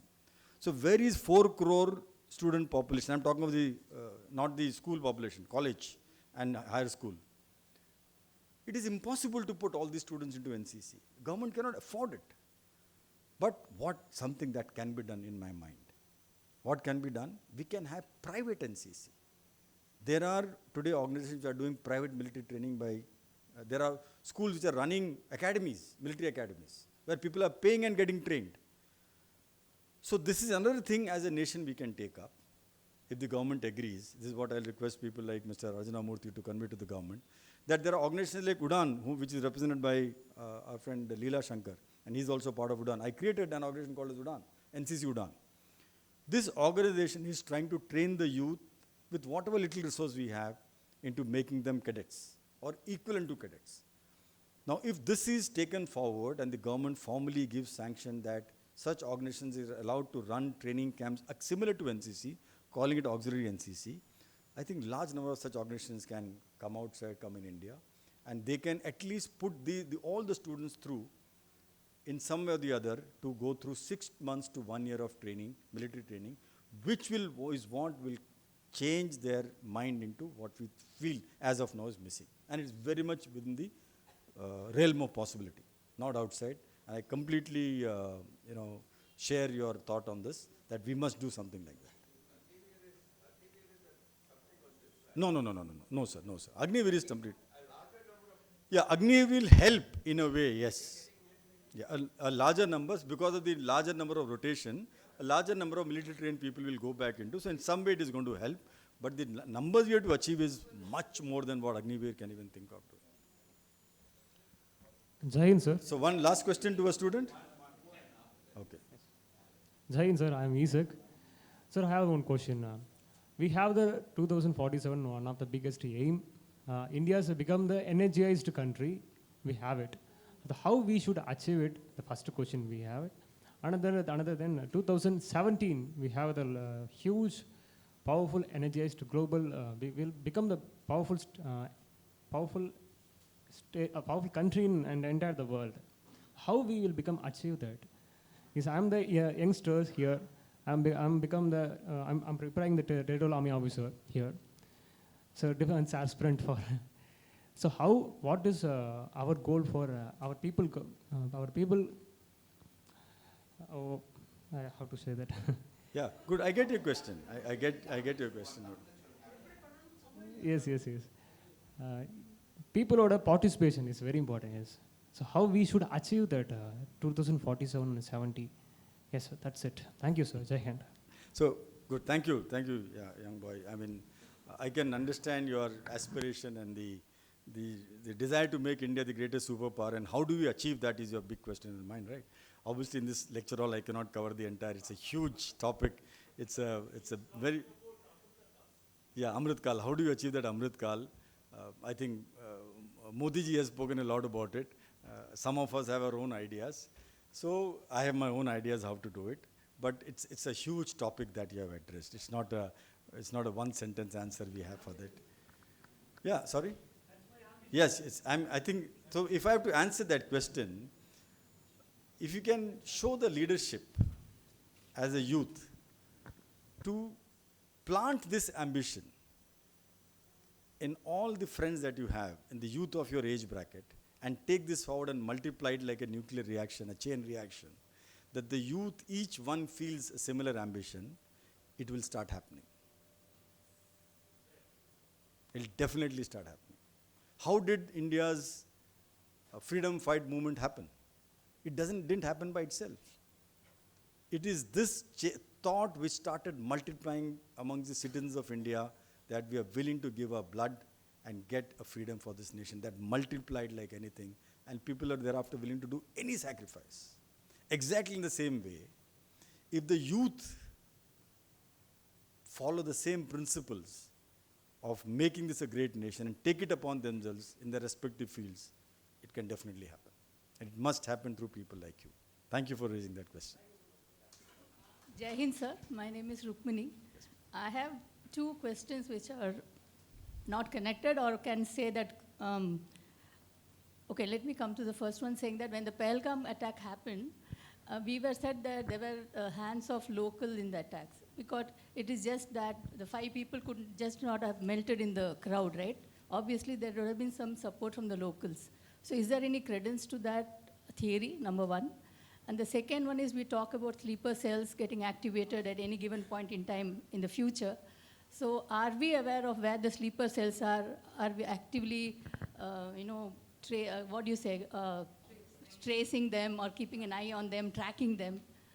So just wanted to know, so that we have some peace of mind in the long run. Yeah, sure. So the last word on Pahalgham is not yet out, to be very frank.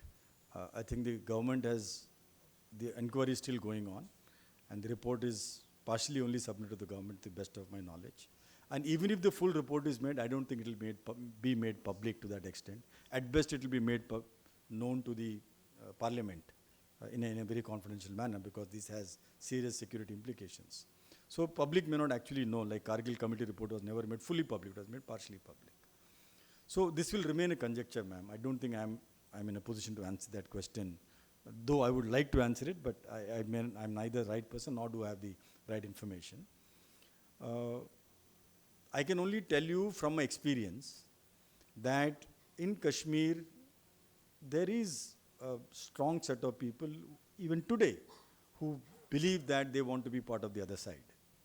And that is not going to end just like that. Because of this religious affinity that they have, they will continue to support this kind of dastardly act even in future. To say that this is the last time it's happening, that we will be sitting complacent if we felt that. So the involvement of the local population happens. Fortunately, what has changed is all I can tell you, is that from 1997, when I fought the militancy in Kashmir, to now, the percentage of people who overtly and covertly supported anti-India actions have come down.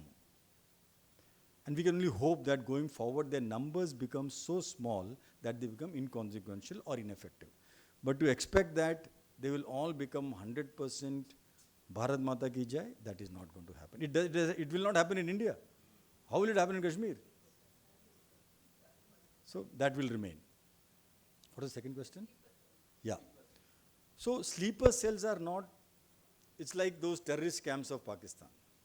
They are transient in nature. It's not that they are established. They start operating from somewhere, and then the moment they know that their actions are given away, there is somebody keeping an eye on them, there is a scrutiny happening, they'll move to some other place.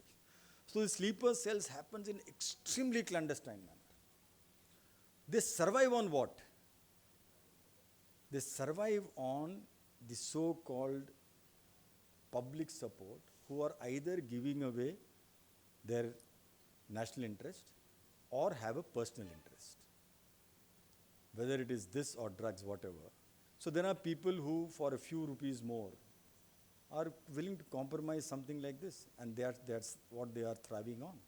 And there are others who have faced the flack of some government order or some government action or some public outcry. They have faced a flag somewhere, and they tend to be supporters of these people. So the sleeper cells survive on them. And third, of course, how do they survive? Because it is obviously supported financially by some people. So government is always, the IB is always doing this.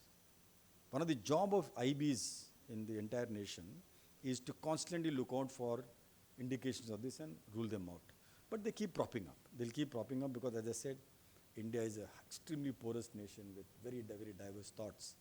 And that numbers are increasing because of whatever good or bad reasons. We will not be in a position to eliminate them. What we can only do is to prevent them from being effective and minimizing the damage that they're going to do. That's all we can do. Elimination is almost extreme. Yeah. Fortunately, even though there are things like dark web and the deep state, which can operate beyond the realms of the government, but today government is developing those kind of digital tools to even keep an eye on the dark web. And if the government succeeds on that, maybe tracing them will become. But things like cyber currency, cryptocurrency, they are making lives of these people easier. So every time government says something, there's another tool they come up with. So for the government to keep chasing and being one step ahead of them is not going to be easy. Well, fortunately, government is trying, and it is succeeding, hopefully. But let's give credibility to the government. I mean, let's not see which party is sitting there.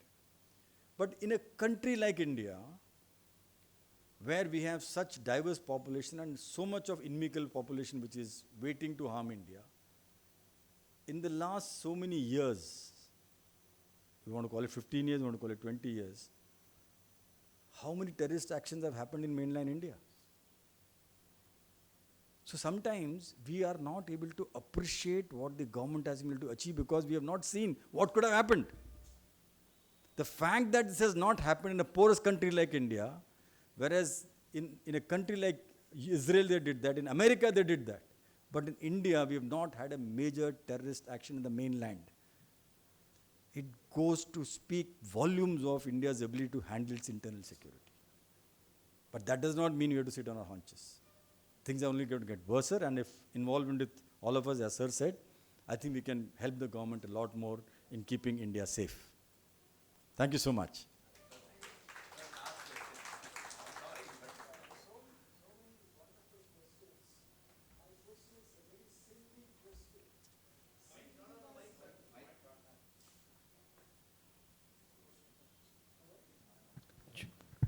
Hello? My question is a silly question. Silly na silly. I hope you won't mind if this wonderful meeting ends on a silly note. You described yourself as an army man. What happened to the word soldier?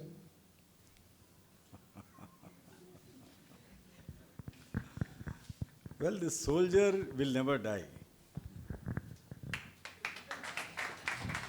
You can take the uniform out of an army man. I mean, you can take the army man out of his uniform, but you can't take the army man out of the uniform because that is, I'm still here. They're the same color.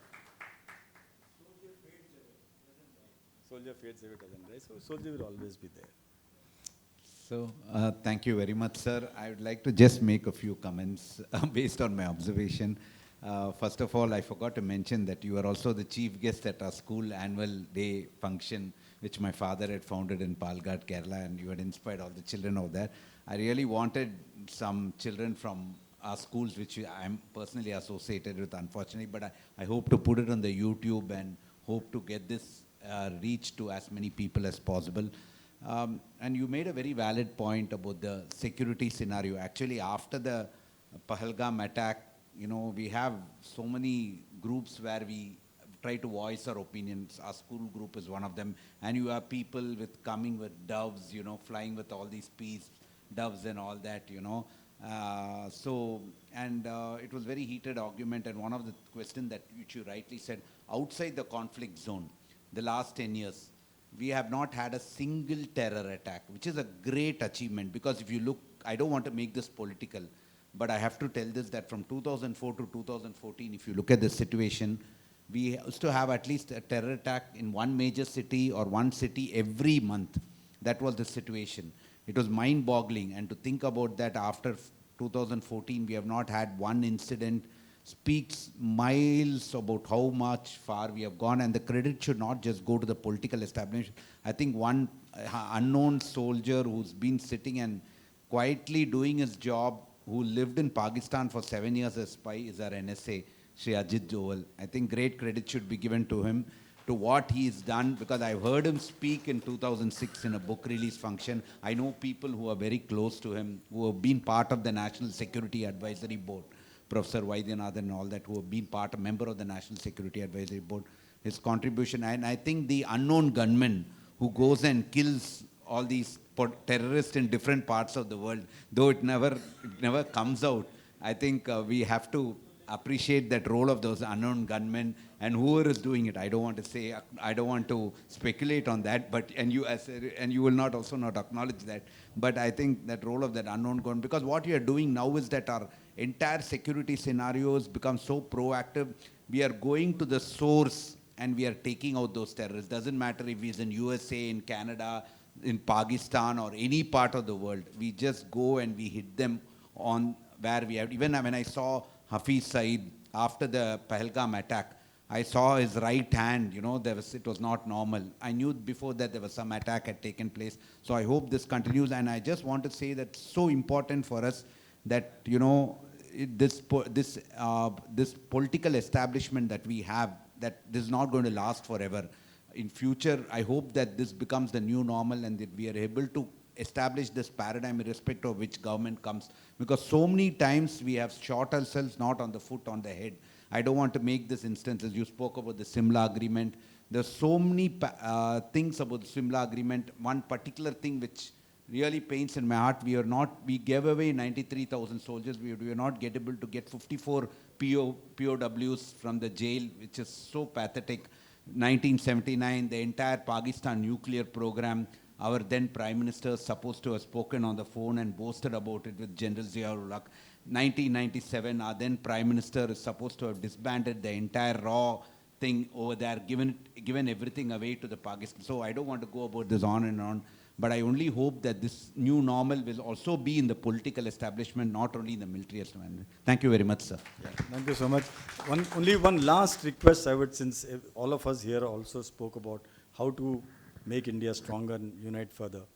Even a simple thing like making sure that in any major function we go, we all sing Jana Gana Mana, whether we along with Tamil Taivar or not, one, and ensure that the person standing next to you sings that song.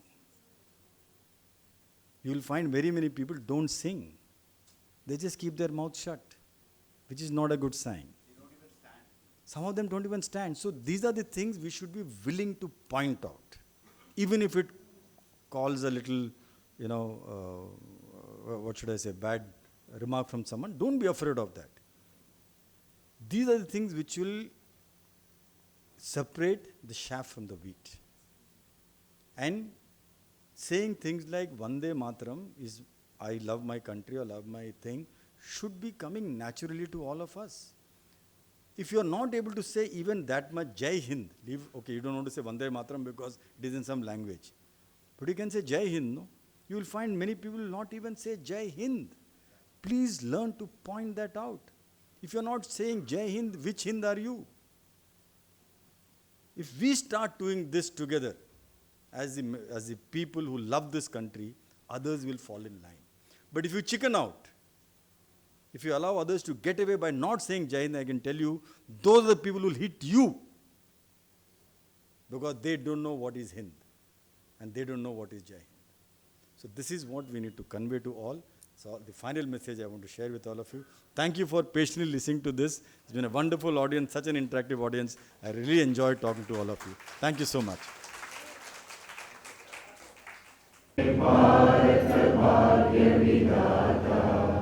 Punjab, Sindh, Gujarat, Maratha, Dravida, Utkal,